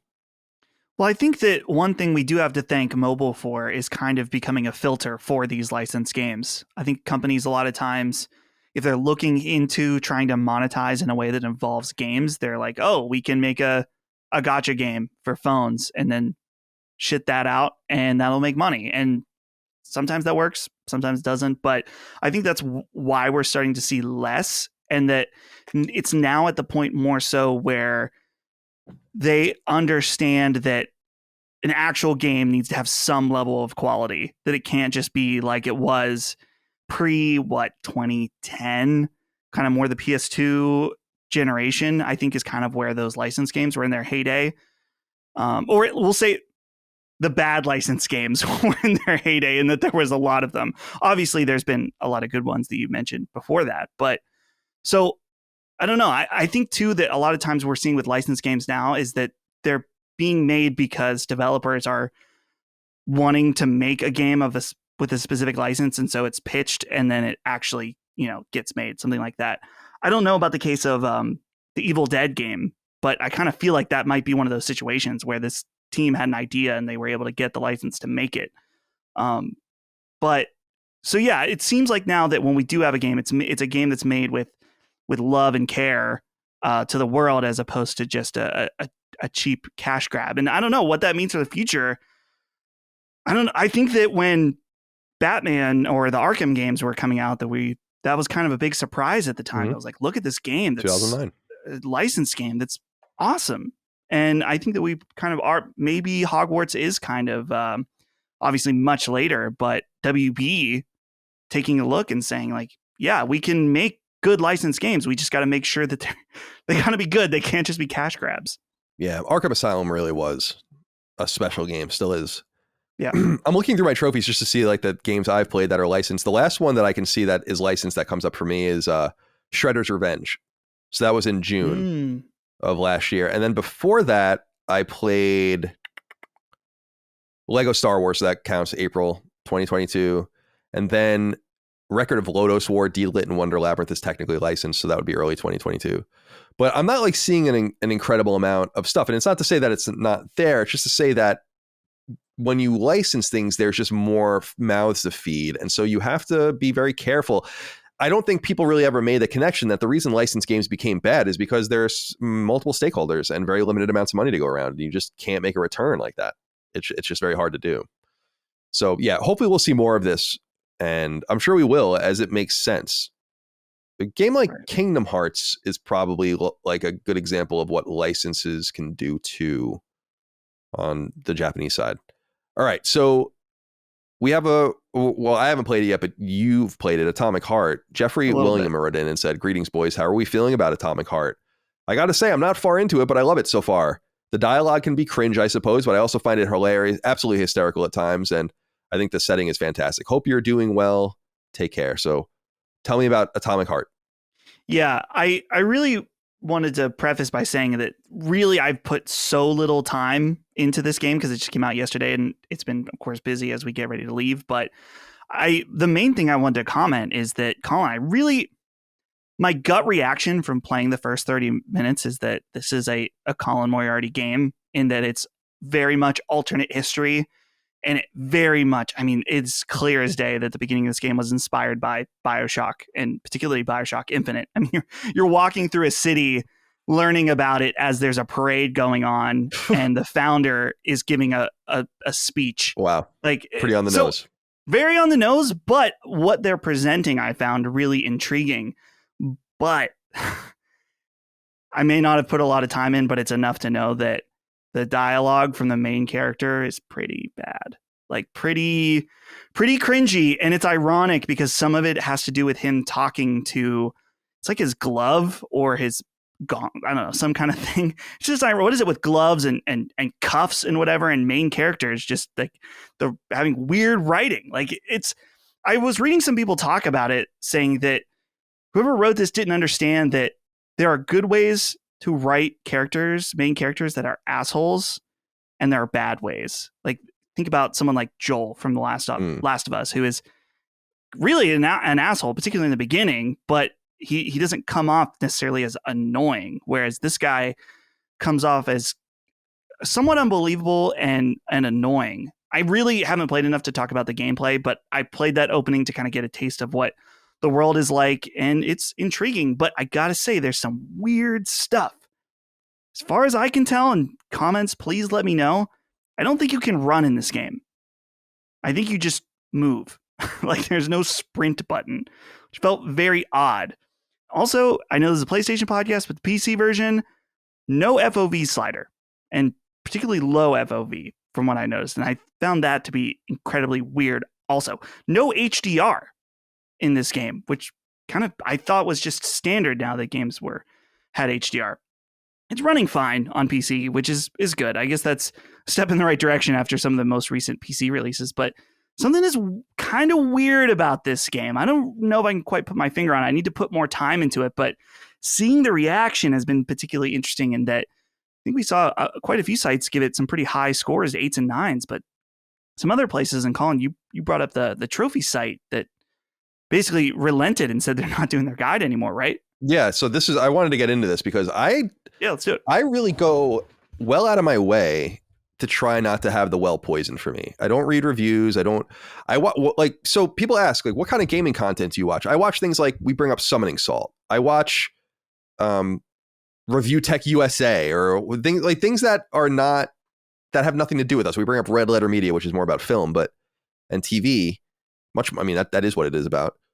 But I try, it's not that I try, I don't watch people talking about anything that I really care about. So console gaming, PlayStation, stuff like, so like with Summoning Salt, it's speed running of old games. That's very interesting to me. And I really do this not only because I'm not very interested in a lot of what other people have to say, because I am myself a pundit, but because I myself am a pundit and I want to be unmolested. Let's say from the ideas that other people put into the ether. Like, I want to have my own original takes. That's why people, as I said earlier, that's why it's so easy to find out or just kind of glean when people are just stealing things from the show, right? And so John wrote in, and a few people wrote in about this, and this happened to me, and it was poisoning of the well, but it's reasonable enough. I want to know what you think of it. John says, did you see PowerPix announced that Atomic Heart is such a mess that they couldn't possibly make a guide for it given its map and how it tracks things in game? Is this a detractor for the game now for you? Personally, I've never seen PowerPix make any statement along these lines. It was weird for sure. Yes, in fact, in the trophy community, this is a bit of a hullabaloo. For people that don't know, PowerPix, POWERPYX.com, is a really wonderful website that does trophy guides and collectibles guides. And 9 out of 10 times I'm using trophy guides, I'm using it from this place. Once in a while, it'll be PSN profiles. Even rarer, it'll be some other site. It used to be PS3trophies.org, but that place has kind of fallen off the map. And so they're really trusted in the community of just getting the shit done. They're incredible, actually. And I'd like to talk to them at some point on the show. As a person who used to write strategy guides, and that's how I came up in the industry, I'm very, very intrigued by what they do because it seems very challenging and they do it to such an exacting degree that I can't help but respect it. So when a trophy list for a game that they're going to cover is published on the back end, they publish it on their site. And so they did this with Atomic Heart. And then if you scroll to the comments, though, so they had early access to the game. They got early access to the game to write these guides, clearly. And they wrote the following. For anyone waiting, Atomic Heart Trophy Guide is canceled. The game is a miserable experience and has a lot that makes it frustrating to do guide stuff. The map for the game is terrible, and there's no good way to even list everything with the hard map. Some trophies aren't tracking, and there's no way of knowing if something is just glitched or not supposed to track. Areas aren't named, and there's no in-game tracking or anything to be able to make sense of it all. It's just a mess. A case of poor game design plus really frustrating glitches that make it a chore to play. This comment was interesting because, first of all, it broke embargo. Didn't seem to, I don't know if it matters, but that was a couple days before the embargo lifted. And I was like, whoa. Now, from my perspective, let me back up. I know what it takes to write a strategy guide. I wrote a lot of them, like 100 of them, straight up, seriously. One of yours is getting circulated on Reddit.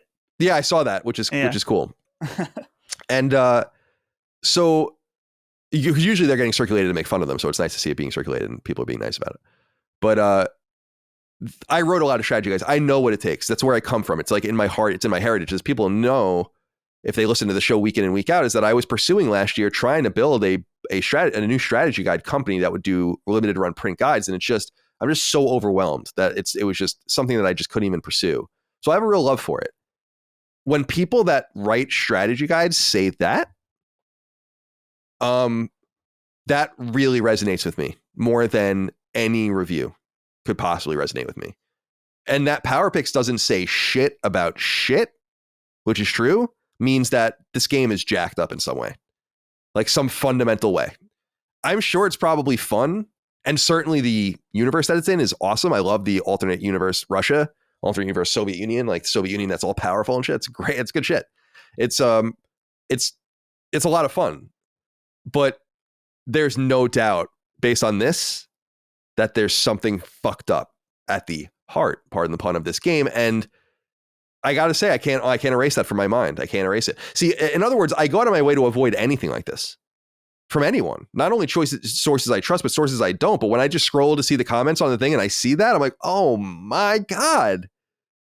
So I don't know if I'm ever going to play this game, to be perfectly honest with you. I don't know. It's just, yeah. Because again, I am simpatico with them. I know what it is. I know when a game breaks you. And there were games that broke me. And yeah, so I don't know. Does that resonate with you at all? Like, it's funny because it's becoming a little bit of a thing in the trophy ecosystem, which is not a huge part of PlayStation's ecosystem, but a lot of people are talking about this. A lot of people are fucking mad that Power Picks isn't making a guide. A lot of people are incensed that the embargo is lifted, that they've been poisoned and all of this kind of stuff. But I don't know. Do you have any interest in this? I'm really curious about this just because, like I said, when I had stopped playing yesterday, it was right when you get your first gun. And so I did a little bit of combat before that, but I honestly don't even know a lot about the mechanics of the game. But it does seem, from the time I've spent playing it, something about this game felt off, which is really disappointing because I've been really looking forward and excited to play this game. And I don't know, this game just has a weird feeling around it. I'm still going to check out more and make up my own mind for it, just because I know that there were obviously some reviews that were really into it. I find games like this really intriguing, that you see the full, spectrum of what people think about it. There's people that think this game's awesome, and there are people that hate this game. And that's what's so intriguing. Like, that to me is like, oh, that's really cool, because at the very least, it means it's something different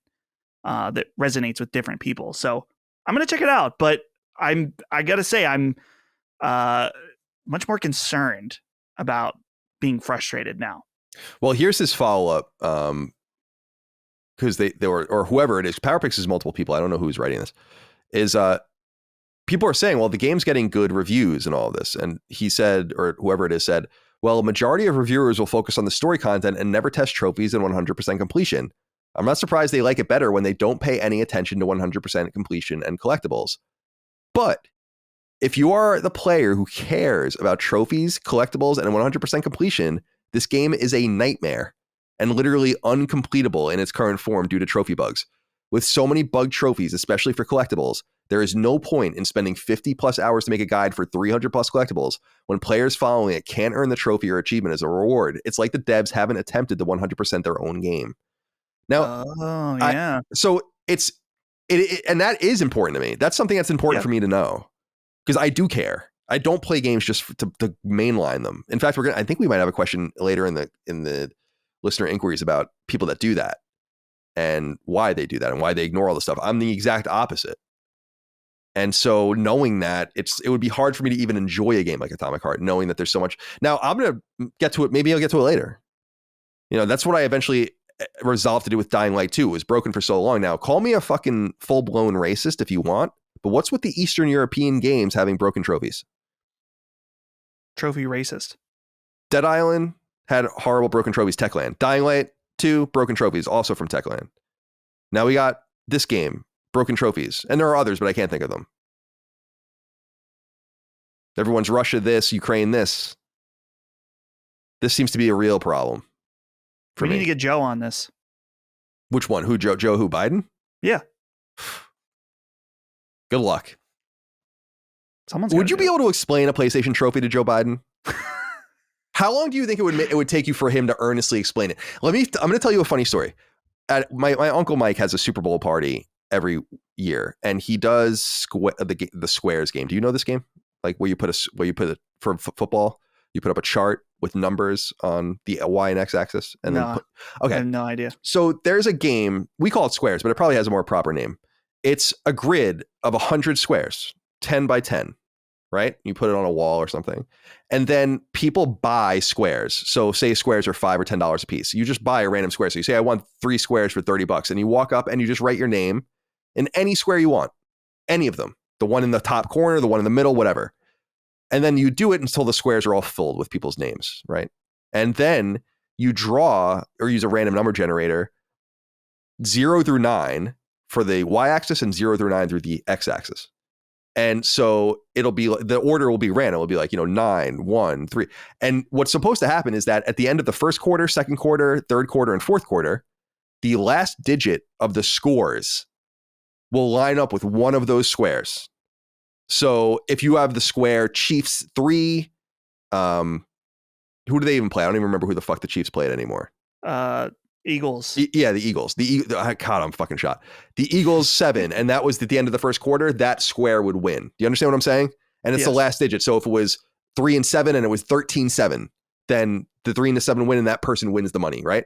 So we were doing this, and we do this every year. Okay, that's an important part. My mom does not get it. And no matter how many times I explain it to her, she doesn't get it. I don't understand how she doesn't get it, to the point where my brother-in-law was hysterical because I literally said to her, I don't know how else I can possibly explain this to you. So I wanted to just throw that out there about, the arcane things that people understand and that they don't. What were we even talking about in regards to this? Joe Biden, teaching Joe Biden. Right. Trophies. So with that in mind, my mom, good woman, lover, 72 years old, right? So, she's getting around. She really should retire. She just doesn't want to. I think she's going to be bored. But she's operating on the level. Joe Biden got, almost 10 years on her, not operating so much on the level. And then you explain to him the PlayStation trophy. Go ahead, do it. I'm waiting for you. PlayStation trophy. So if I'm explaining to Joe Biden or your mom. Let me give you an example. My mom understands PlayStation trophies. Trust me. Okay. Joe, in video games, there are different video games. And in each of those video games, you do different things in them. And on PlayStation, a specific gaming console where people play video games on it, they track all of the things, the achievements, I might say, that you accomplish in all these games, and they award you digital trophies. Do you think that would be sufficient enough for him to understand it? Be like, oh, you get the trophy in the mail? Yeah, I think it's like I'm about 10% of the way there at that point. Yeah. I don't know. What is Joe Biden's technological ability? For all we know, he's. I'm sorry. Well, I was just gonna say. In other words, Yeah. my mom, I couldn't explain the squares to her no matter how hard I tried. Yeah. Would I be in a similar situation with Joe Biden and trophies? Unclear. Probably would bring up corn pop. What was the corn pop thing? The craziest thing about corn pop. Corn pop was a guy at a public pool that Joe used to work at, I think, and he had like a scuffle with him. He was a bad dude. He was a bad dude. But here's the craziest thing about corn pop, and this is what makes the story so funny to me, is that he's real.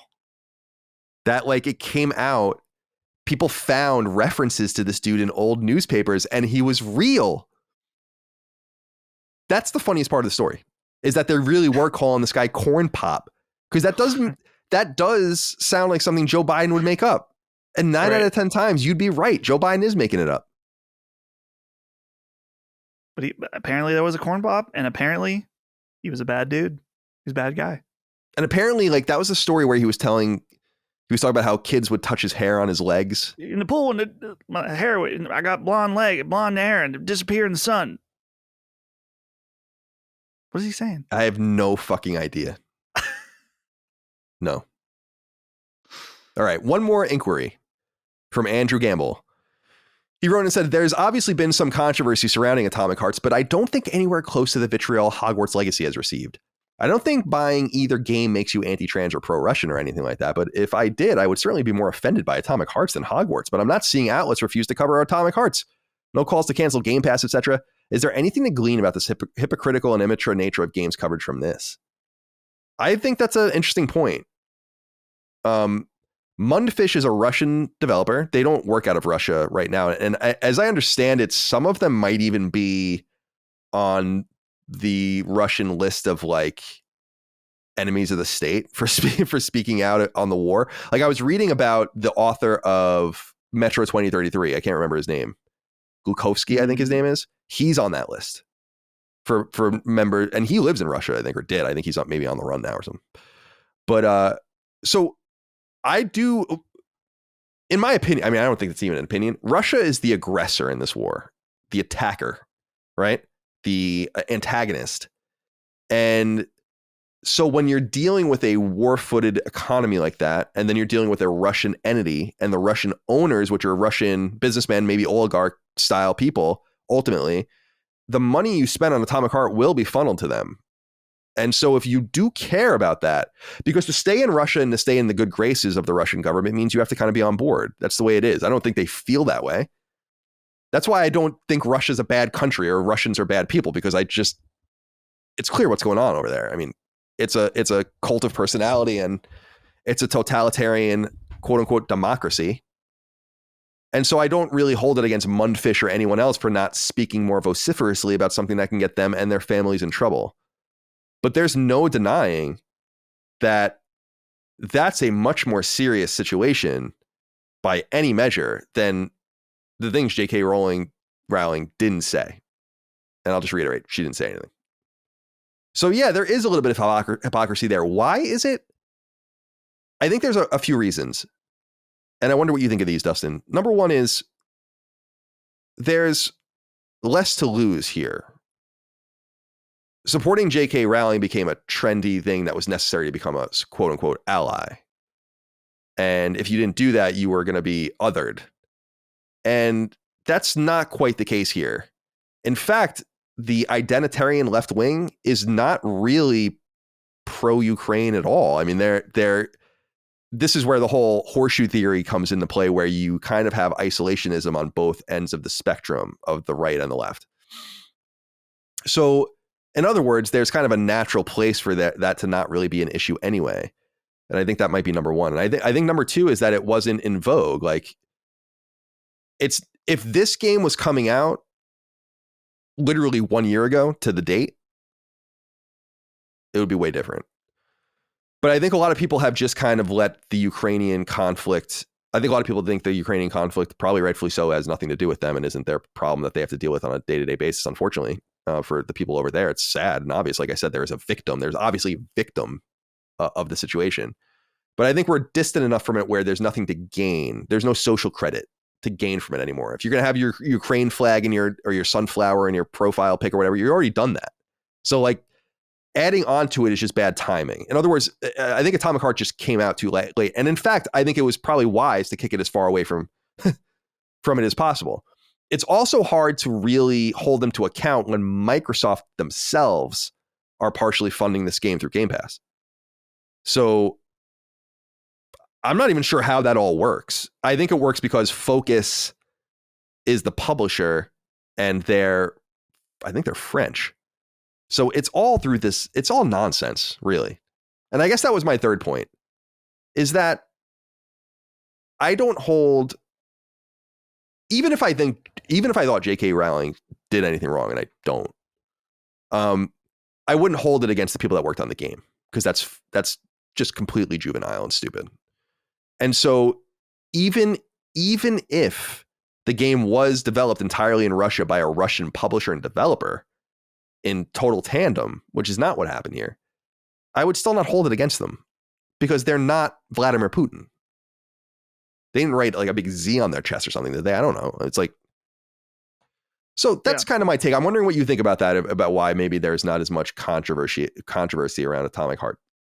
I agree with what you're saying. And I think to just some additive points is that I wonder if Hogwarts Legacy took the brunt of some of this chaos. And obviously it's a different game, but I think that maybe the devs are looking like, man, it's kind of nice that we came out when we did, because we just saw this quote unquote campaign against a game that completely, totally failed. And a lot of people have their identity and their social media presence wrapped around it, and seeing how this turned out. And I don't know, maybe those people are either still fighting that fight in some ways, or they are just tired at this point in some ways, and they've kind of moved on to the next thing, and Atomic Heart has managed to squeak by.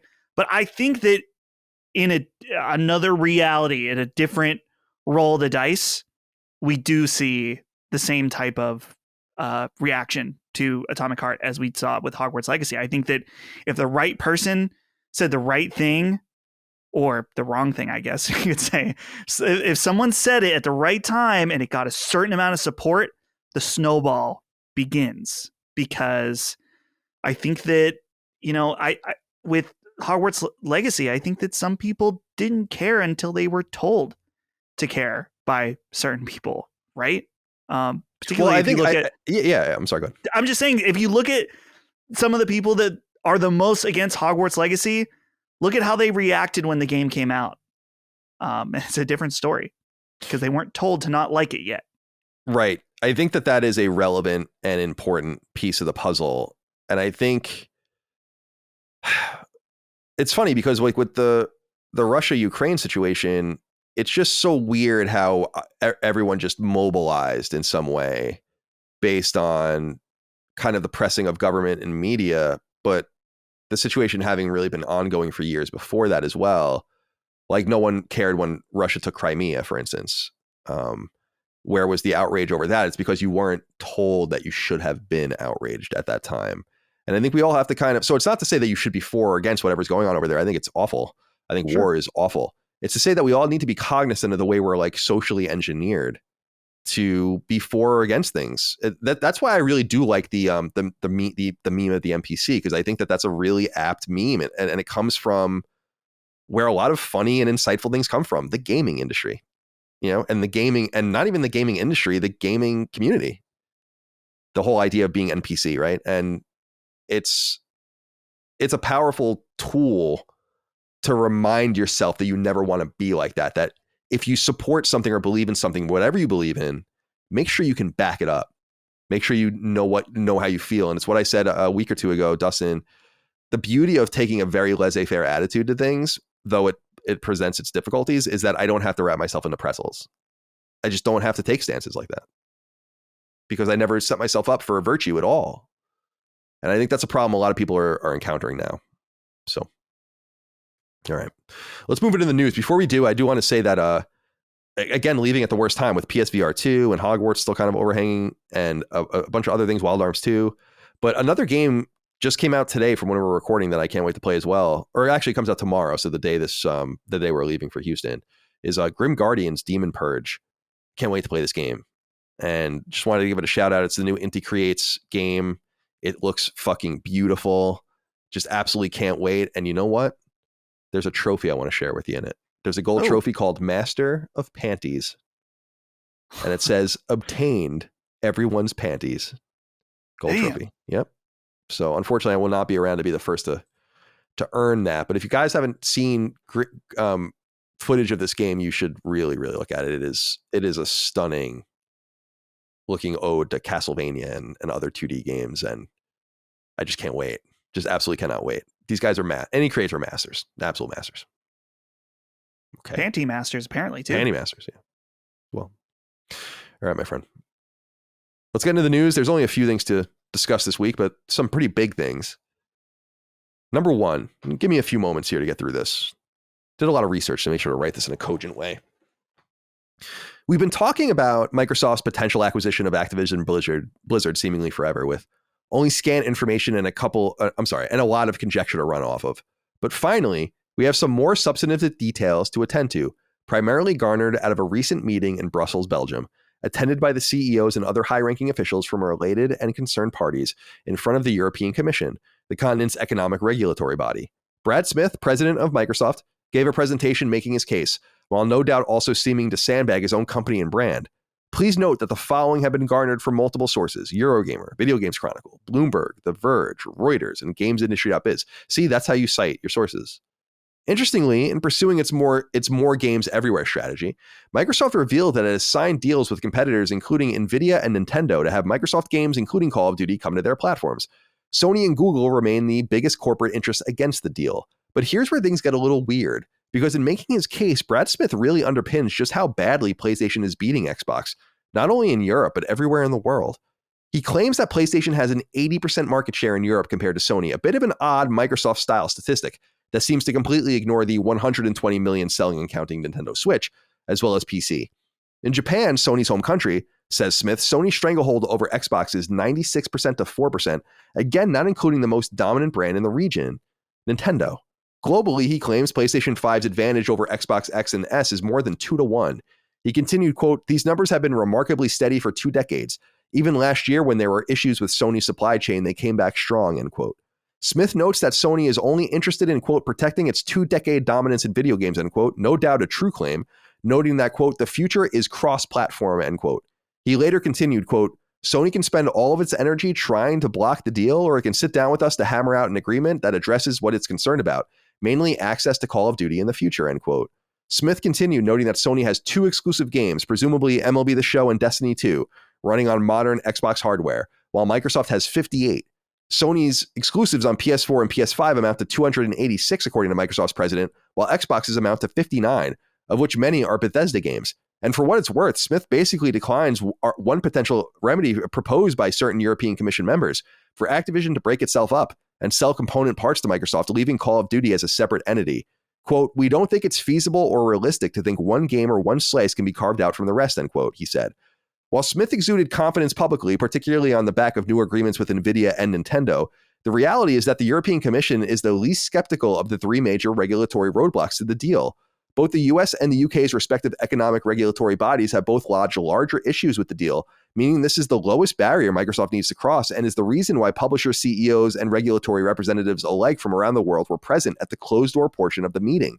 The deal, worth nearly $70 billion, has been resisted by PlayStation owner Sony since the very beginning, and indeed, it's becoming increasingly clear that Sony has nothing to gain by moving out of the way. Even if the deal goes through, Call of Duty will perpetually remain on PlayStation, as it's the biggest platform for the game, and its removal completely unbalances the economic realities of making and sustaining the series. So it's likely Sony sees no urgency to sign away the possibility of blocking the deal outright once it becomes clear that Microsoft couldn't move Call of Duty away anyway. This seems to be, and thank you for your patience, this seems to be the heart of the issue for me, is that and we'll get into more of this, but maybe Sony is right on the money in their not in the reality of the situation, but right in their fighting it because it's working. And I feel like the pundits, even pundits we like, have been totally wrong about everything in regards to this so far. What do you think about their newest kind of strategy in talking to the European Commission, kind of getting over that lowest hurdle before they get to the UK, the CMA over there, and then of course the FTC, which is going to be a big barrier in the United States? They might not ever even get to that point. It might just be if the EU says no, it's over. So if any of these entities say no, it's over. And we'll see what happens. But Microsoft's strategy is pretty strange. It's not only disingenuous because it doesn't include PC and Nintendo gamers. It makes it seem like it's just PlayStation and Xbox, but it makes them look really bad because PlayStation is destroying them, or PlayStation brand is destroying the Xbox brand without having to spend any money like this at all. So they're basically just reiterating, like, look at this dominant, like they just keep saying, look at this dominant player. Look how dominant they are. And Sony just has to say, like, yeah, we earned it. We didn't go and buy it. The most we ever spent on a property was $3 billion, which we spent on Bungie. And before that, we never, from their perspective, we had never spent anywhere more than a few $100 million on any project or product. So it's totally night and day. I don't know why Microsoft thinks this is a good strategy. The only thing I can think of, and this is an important thing, is that it makes them look bad to gamers, but their gamers aren't the target. Like, they couldn't care less. They want to look meek. And they want to look like they need help. But I find it kind of puzzling. And I'm curious what you think. Yeah, I agree. And I think that the way that some of these numbers are presented to somewhat feel like they're in bad faith. The number that sticks out to me, and this is just me coming off the cuff, but mentioning Sony's exclusives amount to 286, as if Sony is going out and paying for all 286 of those games to not come to Xbox, when it's like, well, maybe they're surely, I know some of them Sony went out and paid for. Final Fantasy VII Remake, I get it. But there are probably many games on that list where developers like, why would we release this on a platform that we don't feel like we're going to do well on? It just doesn't make any sense.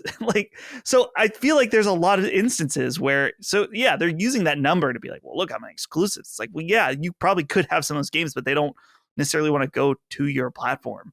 So, and yeah, the weird way, I'm glad you said about them sandbagging, because it is kind of an odd strategy, because for people reading this, it's like, well, like, yeah, PlayStation does seem to have a lot more content. So maybe I should get one and play those games. From someone reading that, it almost feels like an advertisement in some ways. But yeah, it is really strange. And I think the biggest point to think about is just like, dude, Xbox, and in a lot of ways did, at least at the beginning, decimate Sony when they were down, right, in the 360 generation and the kind of the blunder of the launch of the PS3, and it really, really gave them advantage. And it's like, yeah, you guys fucked it up with Xbox One, like, very badly. And the late 360 generation, like, there was a time when it felt like Microsoft could dominate over Sony, but Sony was able to turn it around with superior hardware, superior exclusive games from their studios. And yeah, some of them that they did pay for exclusive rights. But again, that's kind of the nature of the business, in that Xbox has done that too. Unfortunately, I think Xbox, where they screwed up, is they did it for games in a way that felt bad towards the consumer, specifically with locking out Rise of the Tomb Raider, right? Locking out a game that was originally a sequel to a game where the original or the previous game was on both platforms. And I feel like we had this conversation before, and I can't think of a situation where Sony was like, yeah, that sequel, the one that was on that you guys already have access to, we don't want you to have that. Right? It's like, I don't think they've done that. Yeah, I don't know. It's a weird situation that, well, what do you think is going to happen?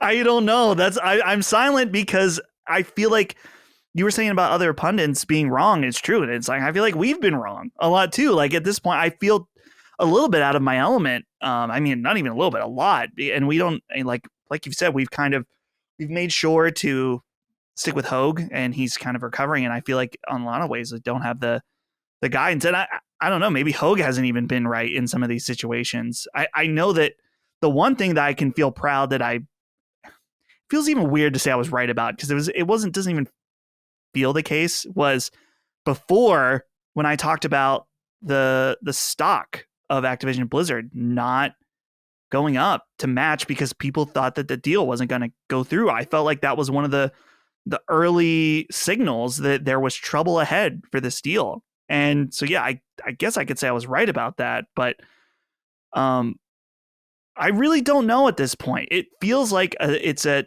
stalemate in that we're not really seeing any official movement, but I guess it's just that these things take time. I mean, I guess we're kind of at this point waiting to see whether they say yes or no, but I don't know how long that will take. Yeah, I think it's funny because I was trying to read, I was trying to find it, and I finally did. Christopher Dring, who is at gamesindustry.biz, wrote on Twitter, and he's like dealing with a lot of fanboy stuff because he wrote a kind of a damning piece about Microsoft. I think I haven't read the whole thing yet, but one of the things he tweeted, which I thought was interesting, and he was saying it kind of flippantly, but it goes into how deep this deal can possibly get and what Microsoft can gain out of it. Is he says, then we can start talking about the things that matter, such as whether ABK will replace the existing Xbox team. And it got my mind thinking, I'm like, Jesus Christ, that's possible. Like, if you are, this is a big enough deal. So I was reading that $120 billion have been spent on mergers and acquisitions over the last few years. This number would represent more than half of that alone. So you're absorbing an entire massive company and operation way of doing business. And they're way better than you at getting things out. Like, way better. So ironically sad that it's Activision Blizzard too. Right. And so isn't it interesting to think, like, if you're Microsoft, so like Microsoft has a bunch of divisions and Xbox is one of their divisions, right? And you're absorbing Activision and merging it with Xbox. This necessarily means that there's going to be a shit ton. And we said this in the past, like, a lot of people are getting laid off if this happens. Like, there's going to be an apparatus that does not need two sets of all of the different things that these companies have. They need the developers and all the pipelines. And so he was kind of floating the idea, well, like, who's saying the Xbox team would survive that? Like, if you have two sets of everything, why wouldn't you take Activision's? Right. And get rid of all this stuff. And then that really is, and it's a thing you've brought up before. We're getting like real ship of Theseus territory, you know? And it's one of the things I want to ask when we're going to have Maddie and Cog on, I think next week, for Sacred Cross Duke, if not the week after. But one of the things I want to ask them about is, like, I want us to sit and just define and try to talk about, like, what it means to be a gamer of a PlayStation gamer, an Xbox gamer, a Nintendo gamer. Like, what do we mean when we say these things? And the problem with this deal is that it's becoming increasingly clear that there is no real definition for what an Xbox gamer is, because it really just seems to be about finding something that works. And that makes sense from a business point of view, but it's just not very tantalizing from a creative point of view. And there's a few things that I want to get into here. Yazid A wrote in, said, hey, CDC, what's your opinion on Microsoft's latest presentation about the Activision acquisition? One of the main talking points was that Microsoft has 58 games on PlayStation, while PlayStation only has 2 on Xbox, presumably MLB and Destiny. Great minds think alike, Yazid. I think the same. I wonder if that's what they're counting as well. I found these numbers odd. Is Microsoft counting all PSN games that were made by studios currently owned by Microsoft? Is Fallout 3 a Microsoft game now? We all fully know that these games wouldn't have come to PlayStation had the studios grown organically from within Microsoft. So is this plus the Nvidia and Nintendo agreements the beginning of Microsoft playing dirty to get the deal through? I mean, they're going to say what they need to say, but to Dustin's point earlier, the numbers are mysterious because I don't really know how they arrived at either of those numbers. They later say, and I don't know if I say it in here, I think I do, like, we have X amount of games. Yeah, like we have all these games coming or already running on it. And it's like, dude, you're losing. Like, it just, like, it's like a good advocate or a lawyer or whoever is going to be kind of probing them, these officials, it's going to be pretty easy to punch back in, I think, in these ways and be like, so they have all of these exclusive games and they're winning. So clearly, and where did they get these exclusives from? Like, where did they come from? It's just strange to me that people don't see this for, like, kind of the gobbledygook and fucking just corporate machination that it is. And I really loved what Christopher Drink said. I thought what he said was really poignant, even if he didn't mean it, even if it was kind of flip, which was just like, this is getting so bad that like, why would any of these people even survive the merger? Yeah. You keep your studios, you keep your talent, but it would be very controversial. Bobby Kodak's obviously going to be out because of how controversial he is, but you know who could fix Xbox? I'll give you one hint. Oof. Yeah. And I wonder when that all becomes a reality, if that all becomes a reality, this comes through and it goes to the board of Microsoft, if they're going to be like, I don't know if we want to get rid of this guy. He's incredibly toxic. He's no longer going to be CEO because there's nothing to be CEO of because we own the company. But why wouldn't we just keep his expertise? And I don't know if they would be able to get away with that from a personnel point of view because Microsoft has a very sterling personnel reputation, but it's supposed to be a really great place to work. But and you don't want that level of toxicity around. But there's no doubt that it's just crazy that this stuff is just continuing and that the best way that they can outline their need for this is for them to say how badly they're doing. Don't you think the Nintendo stuff is a little bit disingenuous?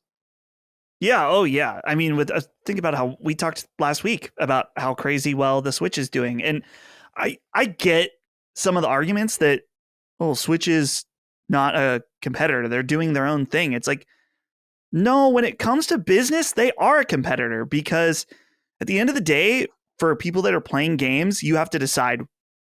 Nintendo is one of the options for people. There's only so much money that people have to spend, so much time to play games. And Nintendo is clearly a viable option for people to play games.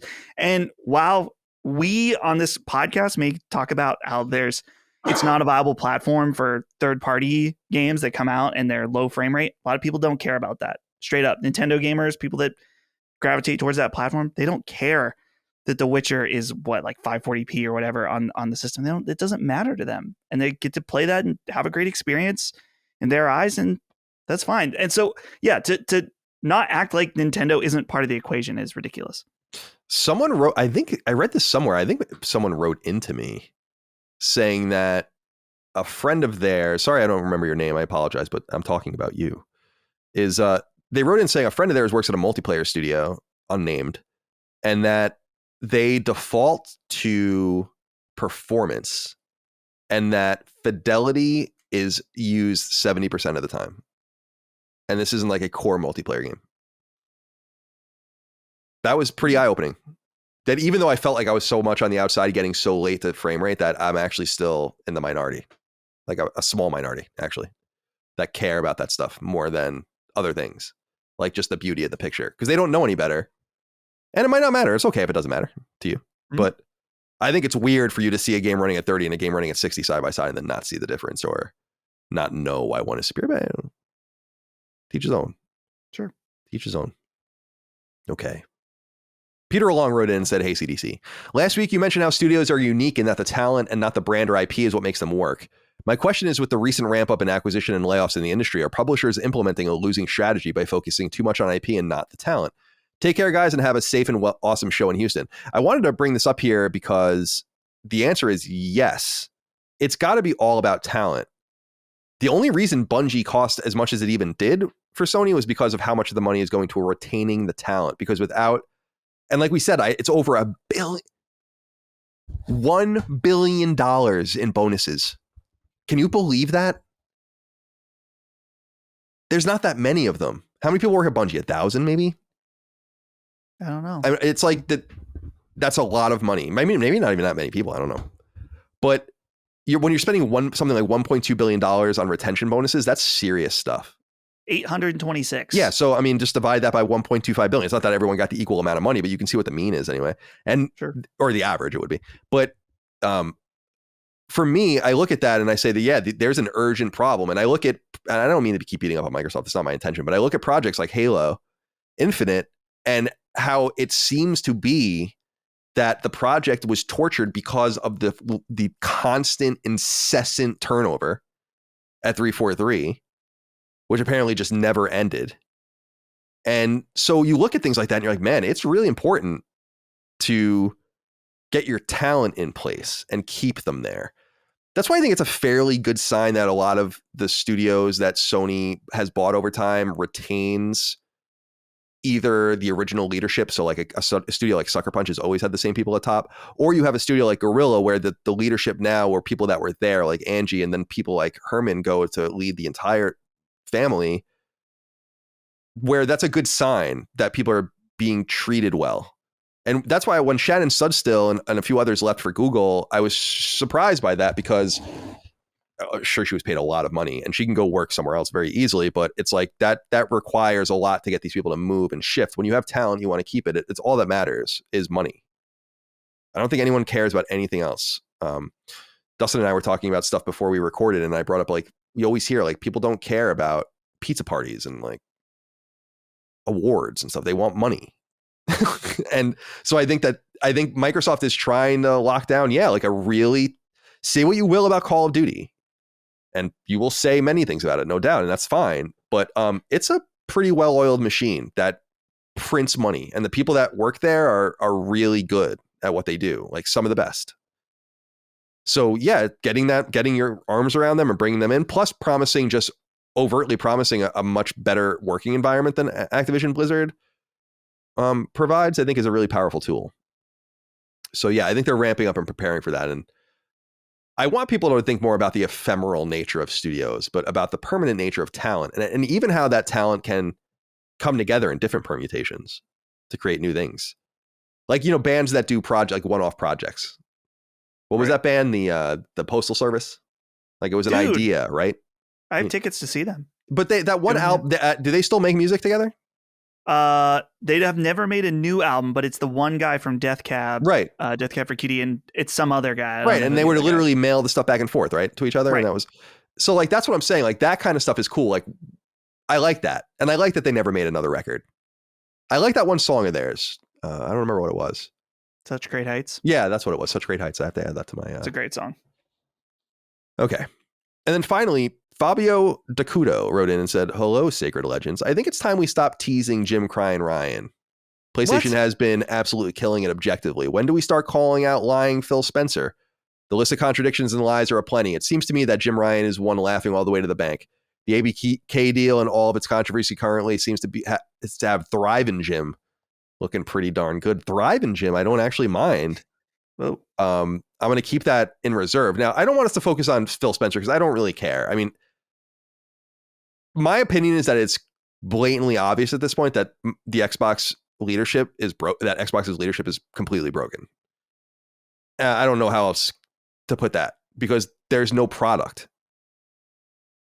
Like, so something is wrong here. Whether or not anyone takes to account for that, I don't know. I don't give a fuck about that. That's up to people, and it's not really for us to analyze. That will be for the Dukes to figure out what should happen to Phil Spencer, and if you think he lies and all that kind of stuff. I think it's pretty clear that they've failed in a pretty major way to compete, as outlined by the apparent 80-20 made up number that makes them look really bad. So yeah, there's something about that, but that's not for this show. Crying Jim, though. Is he thriving, Jim? Is he thriving, Jim? He may be thriving, but Fabio, get it right. It is Crying Jim. It is not Jim Crying Ryan. I don't know if we should have entertained the whole question, Colin, personally, because he got that wrong right off the bat. I was trying to be polite, but you're right. Yeah, you're right. It's we declared it. We declared Crying Jim, and you got to stick to that. And you're just ignoring it. Yeah, you're just ignoring it. The thing about Lion Phil is, I don't know, it feels too on the nose for us to have like a nickname about the other brand that the show isn't about. Like, I don't know, it gets into a weird territory. It's like we can make fun of Jim because he's the head of the company that this show is about. So we got to make fun of him. But he may be thriving, but I don't know, he still cried. Yeah, fair enough. I was disappointed because I didn't make any shirts for the show, like the live show, like my own like custom shirt that I was gonna wear or whatever. But I had a thought last night where I was like, I should have gotten one with just Jim Ryan's face on it. Oh, that would have been cool. All right, let's move on here. I don't think there's anything else to really say about this. I don't know. I'm so that there's any really pro argument to this situation is very online to me. Because I don't really know why anyone would want this to happen. But even if it did happen, it underlines how strong I think PlayStation is in comparison to its arch rival, which is just, it doesn't need to, and it never has spent this much money.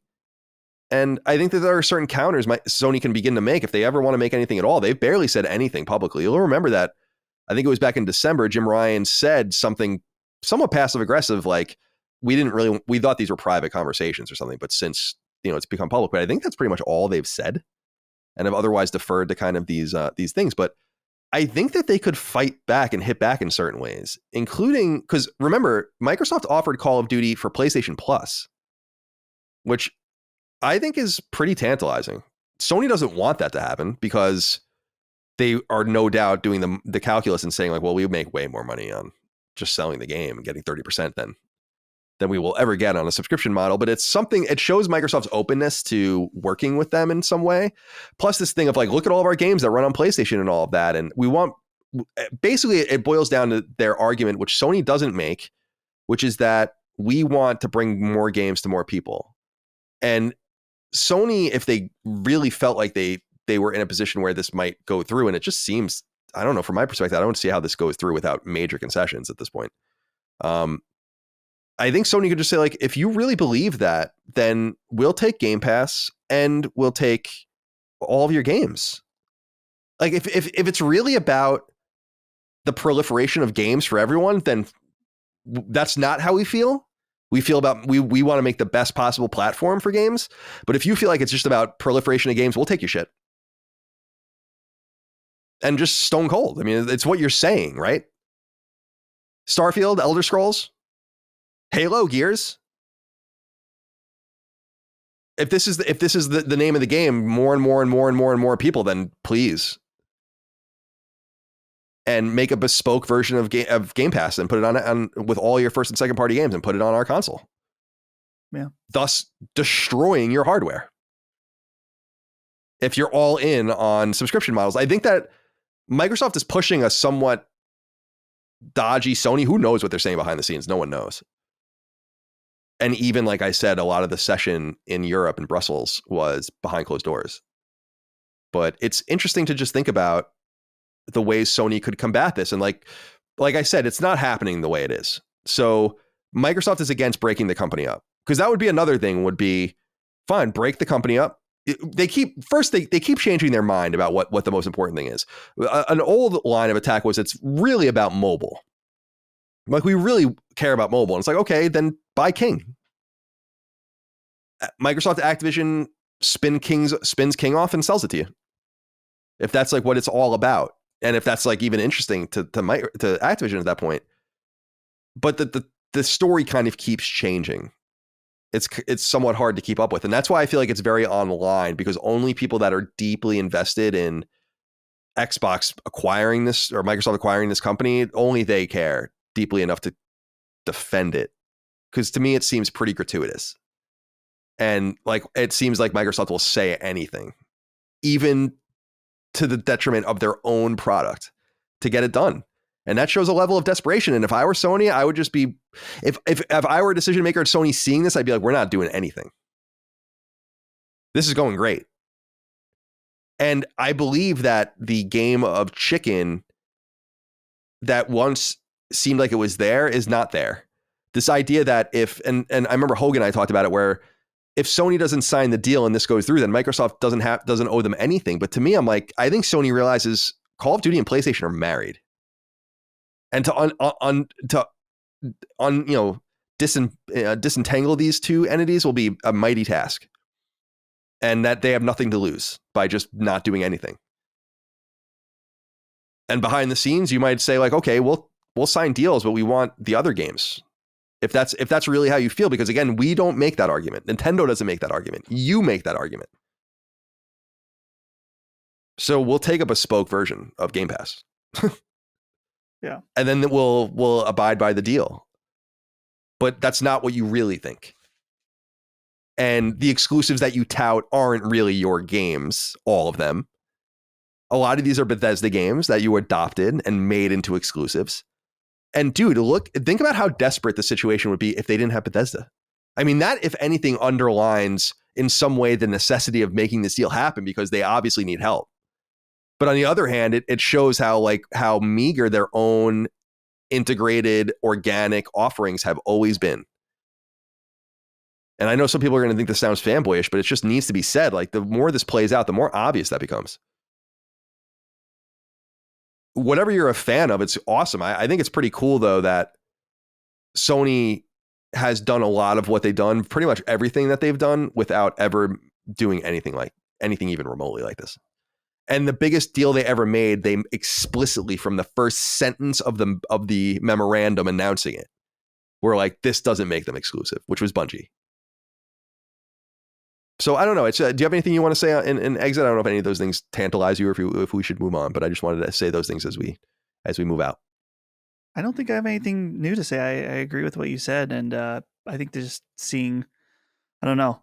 Like I said, it feels like a stalemate. I'm very curious and honestly desperate at this point to just see what happens. Think about this. Like, if Bethesda wasn't purchased, what would the 2023 Xbox catalog be? Right. I don't even know. I have no idea. Because there's no Starfield and there's no Redfall. Last year there would have been, well, you would have gotten no Hi-Fi Rush. Well, Hi-Fi, that's right. Hi-Fi Rush, sure. Yeah. Which I think that game looks awesome. So I'm not shitting on it. But anyway, yeah, I don't mean to be hating. I'm taking a lot of haterade here, it probably sounds like, but it's just, I'm kind of pent up with it, because I try to remain balanced, and I think even try to remain positive to a fault sometimes about Xbox, because I don't want to fall into the hole of just beating a downed entity. Like when Halo happened, it almost got like it was interesting, but it almost got like a shoulder shrug. It's like, well, I mean, yeah, of course. Jesus Christ, dude, without Bethesda, they would be absolutely fucked. And you brought up Hi-Fi Rush. Hi-Fi Rush is Bethesda. Exactly. Yeah. That's one of the Bethesda games they needed in order to fill out this year. Just like Starfield, just like Redfall, and just like Ghostwire, and just like Deathloop. It's pretty dire. I mean, I don't know how else. It's so surprising to me that even if you're an Xbox fan, that's totally great. We have a lot of Xbox fans listening to the show, and I think that's awesome. Like what you like. But how can you defend it? How is there any defense of it?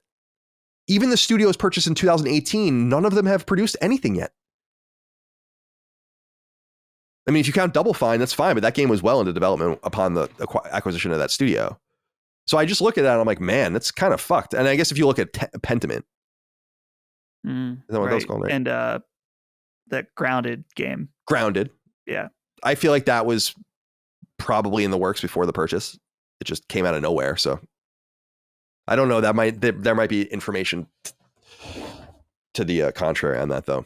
And I like that Microsoft lets them work on these smaller games, but it's just like, is no one curious? Dude, God of War came out on PS4 right before those acquisitions were announced, and God of War Ragnarok just came out. So like, something's wrong. And I'm not going to sit here and defend it just because it makes me look like bad or whatever. I don't care. It's fucking comical. It's ridiculous.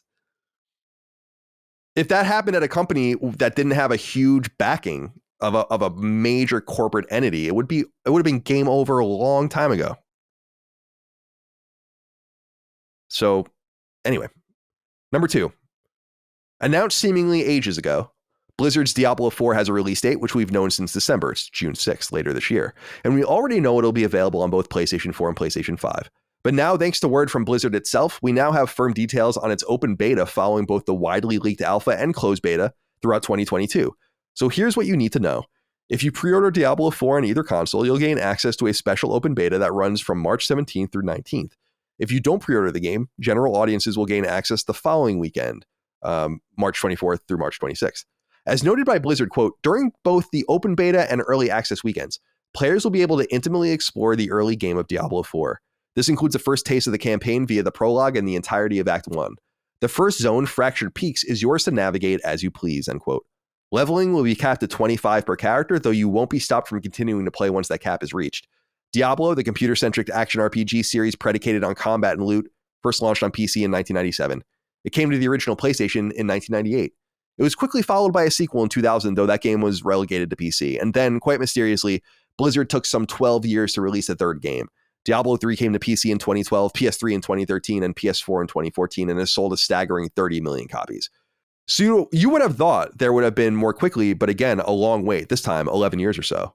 Blizzard, founded in the early 90s and purchased by and merged with Activision in 2008, was widely known for their mid-90s PC games like Warcraft and Warcraft 2, and following the original Diablo's release, they launched StarCraft as well. In 2004, their most popular game ever, the MMORPG World of Warcraft, was released. It's unbelievable that we are only a year away from the 20th anniversary of that game. That's an incredible milestone for a game to go for 20 consecutive years and have millions of people playing it the entire time. Like EVE Online is a really successful game that is almost as old, but it has like 500,000 people playing. It's just not as impressive, you know? So are you interested in Diablo 4? Oh yeah, I'm very, very interested, but I was thinking about this beta. There's a part of me that just, because I want to play this game so bad and I love Diablo, I want to check out the beta because it just feels like getting a little taste early, but it's like kind of ruins it a little bit in that you're playing the entirety of Act 1 and then you're going to have to. I was trying to find out if you could, Saves, if it has, I the save transfer. Yeah. I'm not seeing any indication of that. And even so, it kind of sucks. It's like, oh, you play it and then are you going to remember your character or what happened by the time it actually comes out, if that's the case? And so part of me doesn't want to play it for that reason, this beta, and I can just kind of let other people play it and let us know if it's good. But either way, I wouldn't. I'm trying to. Are pre-orders refundable on PlayStation Network? I think so. Yes. Okay. So I'll look that up. If you want to check, if you're able to refund the pre-order, then I would say go ahead and pre-order it and play the beta. And then, I mean, I would recommend canceling your pre-order again, even if you like the beta, because you don't know if the game's going to work when it comes out. Or you can pre-order physically, of course. This is the other option, and then you can return it when it comes, if it's bad. You can cancel. So here's what this actually went further than I even thought. If you've paid for pre-ordered, this is according to PlayStation.com. If you've paid for pre-ordered content on PlayStation Store but have changed your mind about the purchase, you can request a refund. PlayStation Store refunds can be issued for pre-ordered content as long as the request is made before the release date or within 14 days of purchase and the content has not started to download or stream. Please note, if you have started to download the main part of the order, you will not be able to request a refund. Interesting. And that they will happen automatically if you don't shut that off. Yeah, it should be like first boot, not download.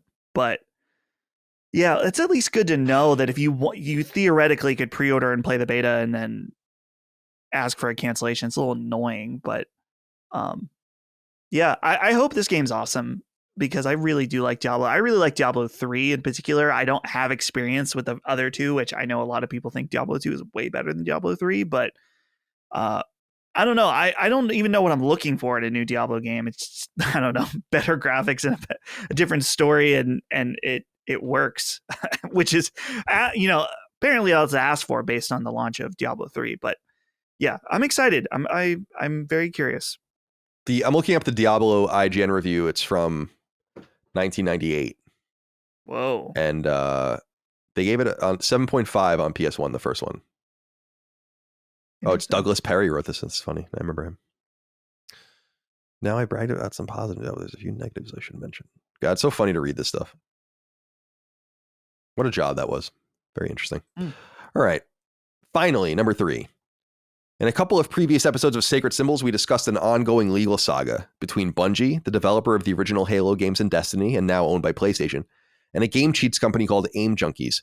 To refresh everyone's memories, and as noted by website Torrent Freak, this legal matter spans back to 2021 prior to the Sony acquisition.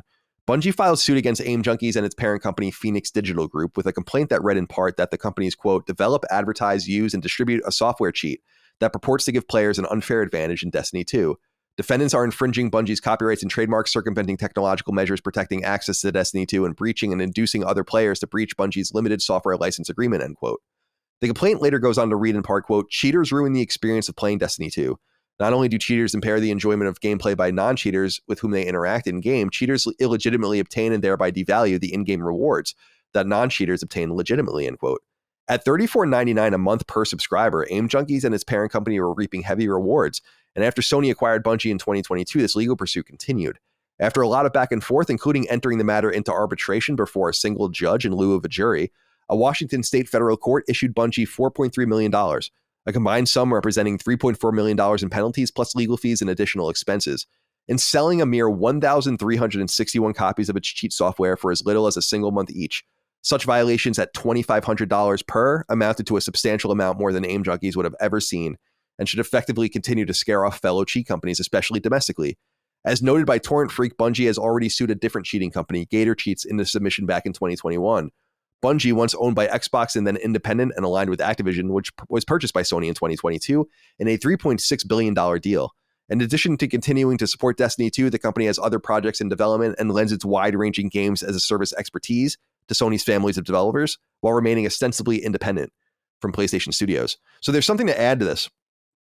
GamesIndustry.biz has since reported that Bungie's on to the next one and has sued an organization called Lavi Cheats for $6.7 million. And this has also been relayed by Torrent Freak. So this will be interesting to see what happens here with this particular pursuit. It's early still, and we'll have to wait to see more. And so just keeping an eye out on that. And then, I'm sorry, I'm looking for this other one. Yeah, Axios also reported, it has nothing to do with this particular game, but rather with Genshin Impact. That, and Axios reports, quote, at the request of MiHoYo's Cognosphere division, a California court has subpoenaed Twitter to reveal the identities of people behind 3 accounts that post Genshin Impact leaks. And so these users are Merlin, Impact, Genshin World, and XY. Each account has tweeted images and information about then unreleased portions of Genshin Impact, possibly obtained through test builds of the game. Earlier this month, Cognosphere has asked Twitter to delete multiple tweets from each account, alleging their leaked content amounts to copyright violations, but the tweets in question remain live. So they're going after leakers as well. So anyway, what do you think about the, and they could be two different stories, but what do you think about the leaker, the pursuit of leakers and the pursuit of the hackers? Quickly on the pursuit of leakers, it really, really depends on how the said leaked content was acquired. In my opinion, it's like if you have test builds that have stuff in them, then yeah, that's fair game for someone to come in and then report about. And I use the term report, but if you're going in and making a tweet and letting your audience know, that's a form of reporting. And so yeah. No problem with that. If you're hacking into servers or something like that, then you're getting into a whole different thing. As far as this Bungie situation, hell yeah. I applaud Bungie for going after these guys and setting a precedent because, dude, cheating in online games, I mean, it sucks. It sucks so bad, especially when, playing Call of Duty earlier, I guess late last year and earlier in the year, this year is like, there's nothing worse. It's so frustrating playing against a cheater and having it ruin an experience for you for a game you paid for, game that people worked hard to develop. It's like, it's so fundamentally weird to me. Just like, what is the point of playing these games if you're going to just cheat? This feeling, like the feeling of winning over somebody. How do you even still have that feeling if you don't earn it? But I guess there's people that do, because there's people that sign up for this stuff. And I'm like, it is something I really fundamentally don't understand. And it sucks. And I legitimately think if you use these cheat softwares, you're a bad person. Yeah. Straight up. Yeah, no, I agree. I mean, it's because it's not limited. It's not like using a Game Genie. Right. And you're affecting other people's experience. Yeah, it's totally unacceptable. It's funny because I play on chess.com like every day. And no, I'm not sharing my name. I like to just kind of play anonymously. But it's funny. They go back, and I guess, I don't know if they use AI or whatever, but they figure out when people are using chess machines. And they'll go back and adjust your score later. So like every few days you get like I got one. Yeah. So it's like, I got one. This one was 15 days ago. It says, we have detected that one or more of your recent opponents has violated our fair play policy. As compensation for potentially unfair rating losses, we adjusted your following ratings. And so they gave me 8 points on my rating. And so I like things like where they can make it right like that. But it's not always going to be possible to be able to do things like that. Though chess is infinite, it's also mechanical. So you can figure out, like I was playing someone yesterday on chess.com that was clearly using an engine and it was bothering me, but you can't really prove it. You have to just wait for them to get caught. And yeah, so it's a bummer that people are willing to do those kinds of things. And I agree with you. If you're willing to just ruin other people's experiences, it's very similar to those that spoil shit for people. Like, do you know, would someone just like spoil Hogwarts Legacy for you? Are they like just a happy family person otherwise or something? You know what I mean? Like, it's only miserable, demented people that pull shit like that on other people. And I try to just never go into that space where I want to do that to someone, you know? And it's like I said, when someone back in the day spoiled The Killing for me on Twitter, the old show, I was planning on spoiling The Last of Us for them. And I didn't. I at the end, I was like, I wrote down their name. I knew that I saw their Twitter. This was in the fall of 2012.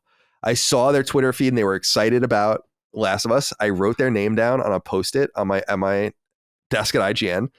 And I knew damn well I was going to have access to that game. I was going to fucking spoil the shit out of it for that person. Just send DMs. And I was like, why would I do that?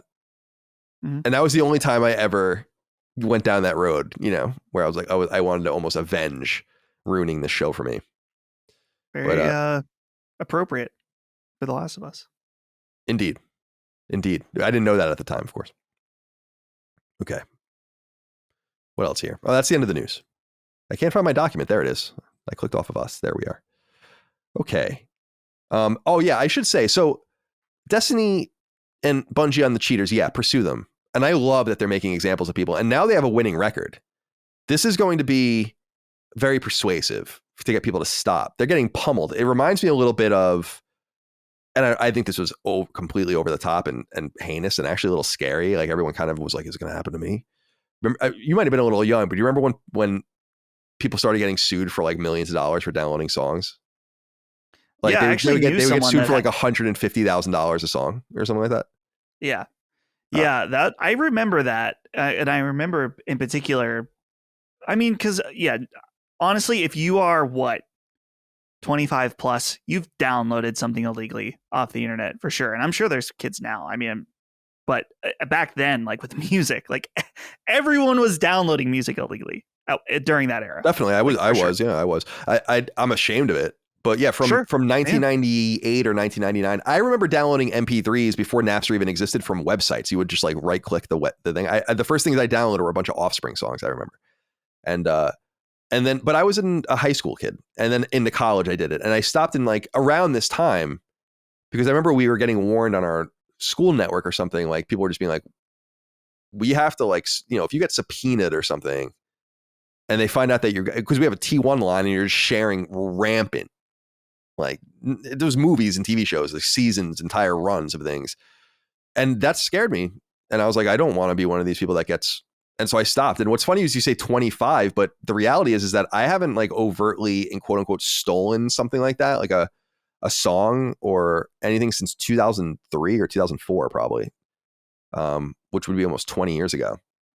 And so it is crazy that people were doing it after that, because I was like so scared even as an adult of doing it.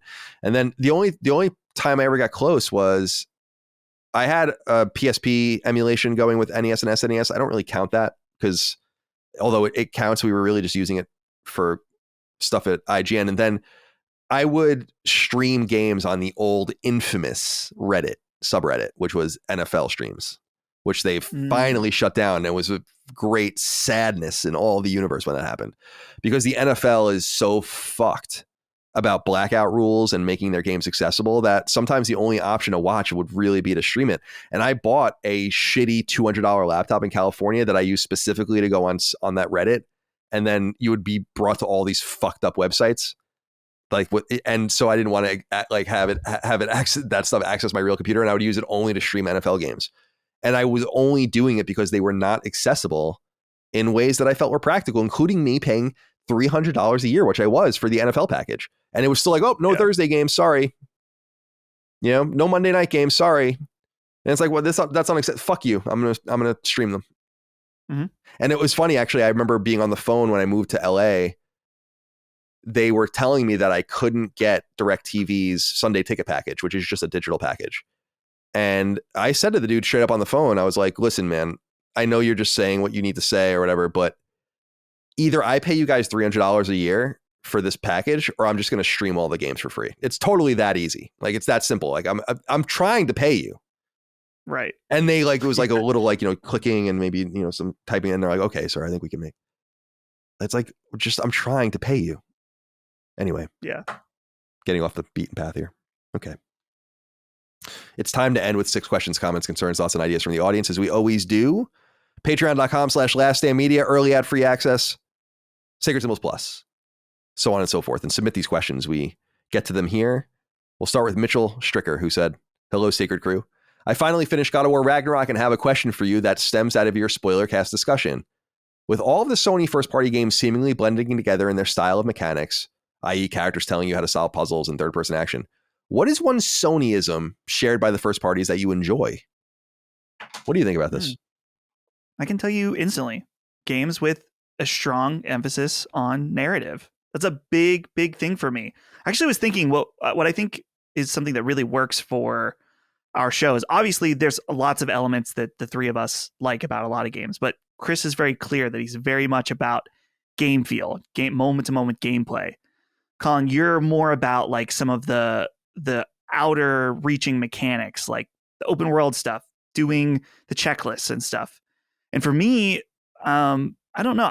Maybe I could say my emphasis is story, or other things, but I feel like this is one thing that's really important to me, is that it's like a lot of people recommend me RPGs and JRPGs that they're like, this is really good and stuff. And if I look online and I see that the story isn't that compelling, like, I don't want to play that. Like, I don't want to spend 60 hours in a game that I don't care about what's going on. It's really tough unless the gameplay mechanics have to be like top tier. I'm sure there are examples of stuff, but for me, story is really, really important. Story, world, the feelings, the music, stuff like that. All very, very important. And of course, we all care about all the different elements of a game. But for me, like Sony, that's one thing I do appreciate. And sure, maybe they could step outside the box from the third person sad dads, but they're really good. Like what they've done has been very good. Yeah, I'm with you on your answer. I would just maybe expand on it and say it's generally about like just production value. Yeah. And that's really what Sony nails, and what I think a lot of other outfits lack is just really tight production value. Like the game that has come out of Sony first party in recent years that has the least production value is probably Days Gone. And that's still well above average in the industry in terms of its and everything about it, in my opinion. So when that's like the lowest you can possibly go, I think that you have gone in recent years, then I think that's pretty promising. And so for me, I think the Sony-ism is just general regard for production per square inch, the whole idea that the world breathes and matters, no matter how big or small it is. And I think that they just nailed it. I think they nailed that even with Returnal in a major way. Nonetheless, Horizon, nonetheless, God of War, nonetheless, Uncharted, nonetheless, Ghost of Tsushima. I mean, on and on and on, Spider-Man. So yeah, it's just high production value. And I think that people think that they expect the third person action and all that. And I get that. I think that that's what people think they expect from Sony. But what I think they are expecting is production. It's just really, really good shit. Yeah. From that level. Okay. Let's see. The Snack Squatch wrote in and said, hey guys, are older games better than modern games? It feels like there's been a resurgence of the PS2 and PS3 era game. Dead Space remake, Resident Evil 4 remake, Metroid Prime being remastered. Having gone back and played through these games, I can't help but feel games of those eras were better paced, more focused, didn't overstay their welcome, and most importantly, were fun to play. Thanks for all you guys do. Before I even say anything, what do you think about this? I think that often we view games from the past with rose-tinted glasses. And the thing that we need to remember is that for every Dead Space and Resident Evil 4 remake, Metroid Prime, whatever, there's a lot of really terrible games that were also released around that time that we're not talking about, and they're not getting remastered because they're not good. And we left them behind. We've forgotten about them, and that's okay. I think that someday we'll look back at this era and we're going to cherry pick all the most amazing games and think, wow, what a great era. It's like, yeah, but there was also Saints Row, like stuff like that. Like those games are just forgotten. So, and don't get me wrong, there are certain elements and things that we can miss from different eras of games, but to just blanket and say that they're better, I think is misguided. Yeah, I agree with you. I think that games might not be better or worse now, but they are more refined than ever. They're at least trying to do different things at the highest possible level. So it's like I've said about Horizon Forbidden West is arguably the greatest open world game ever, in my opinion. It's the newest one. So it's going to be kind of the beneficiary of the newest gloss and like the newest effects and the newest techniques and more money and more production value as things just go on and on. So I think that that's an inherent advantage that modern games have. But old games, when they pop, they pop. I mean, playing Dead Space Remake only reminded me how good Dead Space really is. I mean, and the original one really does hold up. And the remake's phenomenal. I suggest it to everyone, but it didn't need it. And Dustin's right. There's a lot of really bad shit from that era. There's a lot of bad shit this era too, but I'd actually think that per pound, well, not per pound, there's so many more games out now, but comparatively, there were more bad games then, actually, than there are now. Maybe if you count like some of the trash being, I'm not talking about $5 and $10 games, even the kind of games, smaller games that we make at Lilymo. It's the barrier to entry is lower, but it's harder to get people's attention. It costs more to make games. And so there's some sort of advantage to that I think will only make the games better. But nostalgia, as Dustin noted, is a powerful, powerful thing. And that's why Mega Man 3 is my favorite game of all time. I mean, it's kind of an absurd answer, though, isn't it? I mean, when you really think about it, considering all the games I played and all the different experiences I've had since 1990, I mean, it's a kind of an extreme thing. And I think that that's not really true. I think it's just my answer. I don't know what the answer really is, Yeah. Rare Biscuit wrote in and said, hello, lads. One of your rare, some may say mythical female listeners here. I discovered Sacred Symbols a few years ago while looking for interesting podcast reviews of The Last of Us Part 2. Somehow Chris's absolute desecration of one of my favorite games didn't dissuade me, and I remain a loyal Patreon supporter ever since. After becoming a mother, I've had much less time for gaming. Traumatically, I once replayed the first half an hour of Red Dead Redemption 2 4 times because I couldn't get the save point without the very rude small folk in my house interrupting. Lately, I've really enjoyed turn-based card games like the Witcher spin-off Thronebreaker, which I can play in front of the kids and save and quit whenever I need to wipe some butts. I am obsessed with Colin's recent recommendation, Slay the Spire, which I hope will soon become my first platinum. That's a tough one, man. I just totally gave up. I just can't do it. Are there any similar titles you three would recommend? I thought this would be a good one for you because I know you recommended me Slay the Spire. I didn't know if you had any good answers, but I have an answer that's going to be a little bit out of this wheelhouse once I hear from you. Yeah, well, the thing for me, I don't know. I feel like in some ways you can kind of play any game now, and thanks to suspend, resume, like you can just stop playing. You can pause and go to the certain games, I guess, like Dark Souls. You can't do that, or Bloodborne, because they're like persistent in the way they pause and are online. But like that's one of the things Holly and I'll sometimes get frustrated with her because I'll be waiting, like I want to watch a show and she's in the middle of a Fire Emblem battle. I'm like, just pause it and turn off your, like you can hit the power button or switch. It's not going to lose your spot. Then you can pick it up later. And she's like, oh, no, I got to finish it first. I'm like, okay. But I'm trying to think as far as pick up and play games. Right now, like Tetris Effect is on the mind for me because I just got the upgrade for that. I'm just thinking like, man, that game's awesome. And you could just play a few levels here and there. I don't know, Colin, let me keep thinking, but what were your unorthodox answer? Well, I was just thinking because she was talking about card games and kind of turn-based stuff and just things that can be suspended. And I was like, well, what about just Japanese role-playing games? If you like turn-based games, then that seems like an obvious thing that you didn't bring up. And I don't know if you're into it or not, but you think about the old Final Fantasies, the old Dragon Quest, just anything derivative of those games typically have turn-based systems. I mean, as I've said many times in the past, if you're in a battle in Dragon Quest 11, you can just leave it there forever. It's not going to do anything unless you press buttons. It will do nothing. Nothing will happen. And that seems like the perfect kind of game for you. Of course, you can pause and go into the menus and all that kind of stuff as well. But there's nothing about those games that demands even if you're like, imagine you're not a stickler for in-game clocks like I am, and imagine you don't really give a shit and your baby's crying and you're in the middle of a town in Wild Arms 2 or something like that. You can literally just put your controller down and you're just going to stand there forever. Nothing will happen. So it just seems to me like those old style JRPGs, your chibi kind of 16 and 32-bit sprite-based ones, like that seems like an interesting place for you to go. If you like turn-based stuff, you say like, I've really enjoyed turn-based card games. Well, turn-based card games are just a one mode of a turn-based battle. So that was my kind of more unorthodox answer. Was I wonder if she had considered that. Right.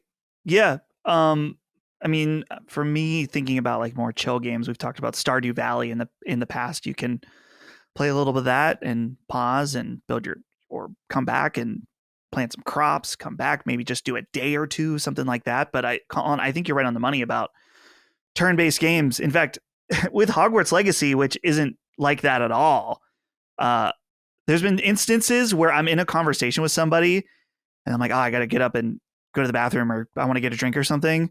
And then it'll be time for my character to talk. And I just get up and walk away for a minute. And the characters will just stand there staring at each other until I make a selection. So it can apply outside of those games as well. But I don't know. Just, and for a baby, I mean, if you have a baby, it sounds like a Switch is the way to go in some instances as well, or something portable. Get a backbone if you want to play PlayStation, play anywhere. All right. Next question comes from Dave Ramos, who says, hey guys, with the soon release of I Am Jesus Christ on Steam, it had me wondering, is there a place for faith-based games on the market? Just seems like this is a genre that goes to die in any medium, but was curious about your take. I Am Jesus Christ is interesting. I actually saw, to their credit, that IGN was even promoting it, and showing it, which I thought was really nice. What's hard for me to understand is that I don't know how earnest or serious it is. Like, even in reading about it, even reading the forums, it seems like it is an earnest and serious game, but I'm wondering if it's being made in the understanding of how incredibly memed and shareable it will become. Because that has to be it. I think this game has been floating around for a while, but I don't know. So that's kind of the missing thing. It almost feels like there's more to it than meets the eye. And I'm sure that people have said more about it as well, but I just haven't paid very close attention. But faith-based games, sure. I think that's awesome. And it's funny. I've watched videos of this game and stuff. I just can't believe it. Like, I hope this comes to PlayStation, because I'll definitely check it out. What do you think? Yeah, I think that you're right about this I Am Jesus Christ game, that it's clearly they know the memeable aspect of it. Now, I'm really curious about what the gameplay and what you actually do in that game. I think you like perform miracles and stuff. I think it's like from a first person perspective, and you're kind of like experiencing New Testament events. I'm pretty sure that's what it's like. So I've been trying to, I just had that feeling where you're trying to think of something and you can't remember the name. There was a Christian video game that I can't remember who bought it for me growing up for PC, called Saints of Virtue. I wonder if anyone in our audience remembers this game. I believe it's like one of those games that came out during the era of the Doom engine being free for people to use and make games. This game is horrible. But I do remember playing this Christian game where you like put on the armor of God and you have to like go through and fight the 7 deadly sins. It was so bad. But it's very nostalgic now that I'm looking at like screenshots and stuff. It's like uncovered a deep part of my memory. I remember there being other Christian games too. Like, of course, on the NES, there's Bible Adventures, which is pretty well known. But there's also, I remember seeing a Left Behind video game in 2006. There's also, there's the Noah's Ark 3D game, which I think Angry Video Game Nerd covered that. But I think there is potential. But I think you got to have the right intention behind it. I think that too many of these Christian games were created by developers. They're like, their games are too violent. We need to give parents the option, something that's acceptable, something wholesome. And they go too far in this direction. It's like, no, give me a really bloody RTS game that's like, you play as like King David or something. I don't know, like something that's like, you can be accurate and maybe try to use the Bible as reference for your different, aspects of the game, but it doesn't need to necessarily be super squeaky clean and wholesome. You can do something cool like that. Actually, I'm gonna put that out there. Someone make an RTS Bible game where you play as like, some of the different warring aspects, Yeah, I guess Could be cool. yeah, people would say, I mean, it's a totally made up faith, but ActRaiser is kind of, a god, like a god sim, but like you're playing as God, which is Yeah.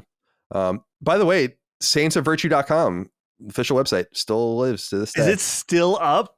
I'm clicking around about it now. It seems that it hasn't been updated since maybe 2005, because at the bottom it says latest news. The Saints of Virtue game was launched in 1999. While it is over 6 years old, the game still draws interest and people still enjoy playing Oh, it. I see this now. Yeah. The best-selling Christian. Oh man, this site is awesome. Wow, this is great. Here's the thing, Saints of Virtue, we need a Steam release. I'll buy it. It's gonna be terrible, but I'll buy it straight up. Yeah, this is interesting. Yeah, I'm looking at it. It is not very good looking. FAQ. Is it educational? The game is more entertainment oriented than educational. Do you have to be a Bible scholar to play the game? No, not at all. Do you have a demo? No, sorry, we don't. Well, go check it out. All right. William Jackson wrote in and said, "Hey, Sacred Dudes, I'd like to call out some real hypocritical shenanigans I've been seeing from the gamer space recently in regards to in-game puzzles and how games like God of War and Horizon Forbidden West are sucking the fun out of solving them with constant character banter that leads the player. I thought we wanted developers to respect our time. I'll take Aloy and Mimir telling me I should move on or offer a helpful hint instead of the alternative that I'm currently experiencing in Hogwarts Legacy with some of these Merlin challenges that require spells I haven't unlocked. The game had no problem watching me flail around for 20 minutes, where at least God of War had the common courtesy to give me a heads up after a minute. I love a video game puzzle as much as the next guy, but how is this a bad thing?" I'm glad you wrote in about this, William, because I kind of agree with you. I think people have been I think I might even said this at the time, that people kind of have been a little over the top about this. Now, I know that recently Santa Monica said that they didn't really know, that they never got feedback, basically, that this was a problem. But I think that they should listen to the fact that a game as deeply play tested as God of War Ragnarok, they didn't receive any problems about that. I think it goes to show you a more average person. I agree with you. Maybe it's a little too quick, but having nothing there, I think is, and I don't know if that's what people are suggesting. I doubt it, but that's a stupid solution. Doesn't really make any sense, because it doesn't take into account people's time and also their skill level. Like, there are things where I'm like, how would I have known that?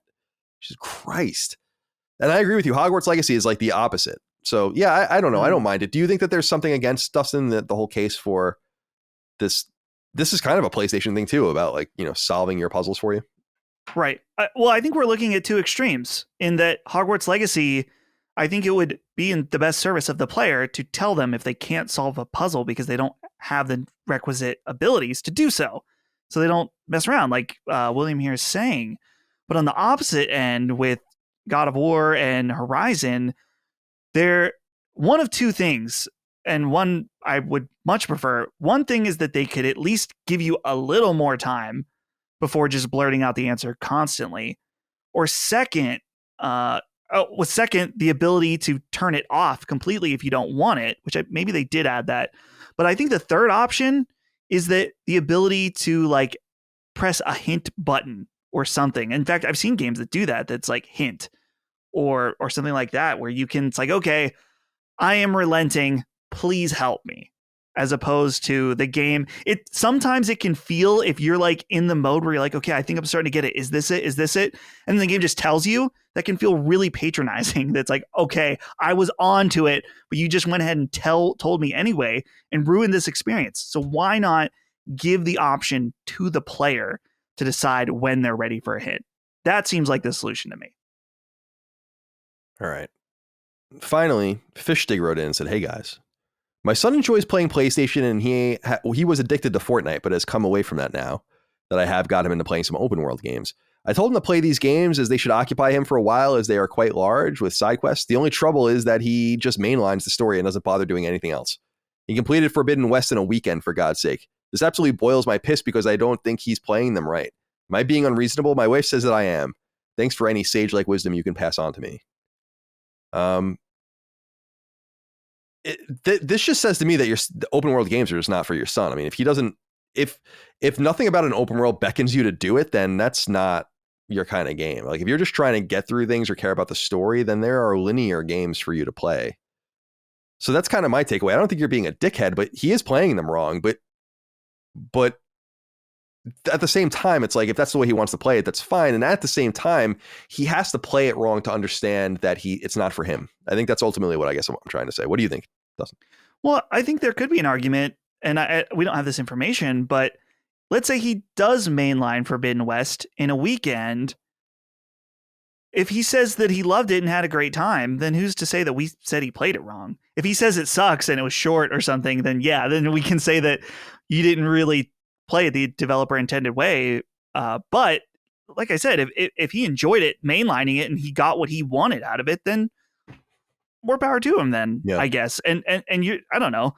I think you're right. And it's probably that he would be better served playing strictly linear based games, but maybe he really likes the aesthetic of Horizon or finds the story interesting. And if he chooses to mainline it, then arguably, yes, he could be getting a lot more by doing at least some of the side quests. He doesn't necessarily need to 100% it, but I don't know. I'm not necessarily opposed to this as long as he's not at the end saying it's like too short or he didn't get enough out of it, because it's like, well, yeah, then you need to play the game a different way. All right. Well, that's all we have for this episode of Sacred Symbols, a PlayStation podcast. Thank you for joining us today. We hope you enjoyed our show. We'll be back next week for more. I should note, by the way, I don't think I even said it, because we'll put it in somewhere if it happens, is State of Play. I mean, we're recording this well before it, just by the nature of our trip to Houston, but hopefully that will have been rectified. If you didn't hear anything about State of Play in this, then we just deemed it wasn't important enough to bother. So we'll see what happens there, but otherwise we'll leave it there. Dustin, closing comments. Closing comments. I'm excited to see everybody in Houston. Maybe you're listening to this the day of the show. We'll miss you if you're not there. You should have been there. But for the people that are going to be hanging out, it's going to be super fun. I'm really, really excited. I'm just excited to be with everybody, be with the crew, get some barbecue together. It's going to be a nice time. And yeah, should be cool. Yeah, man, I agree. I'm looking forward to it. Hope to see you guys there. And we'll have that on Patreon on video and audio, or actually maybe just video after. And that'll be a nice little thing for our patrons. So I'm looking forward to that as well. We're getting it all taped and nicely done. Yeah, I'm so tired, man. I got to get my shit together and get ready to go. But thank you for taking the time to record with me a day early here. And thank you for taking the time to listen. We'll see you next time for more. Until then, goodbye. See ya. Sacred Symbols, a PlayStation podcast, is a product and trademark of Last Stand Media and Collins Last Stand LLC, and is proudly recorded in the USA. The show was conceived by, is written by, and is directed by me, Colin Moriarty. My co-hosts are Chris Raygun Maldonado and Dustin Furman. The show is produced by executive producer Dustin Furman.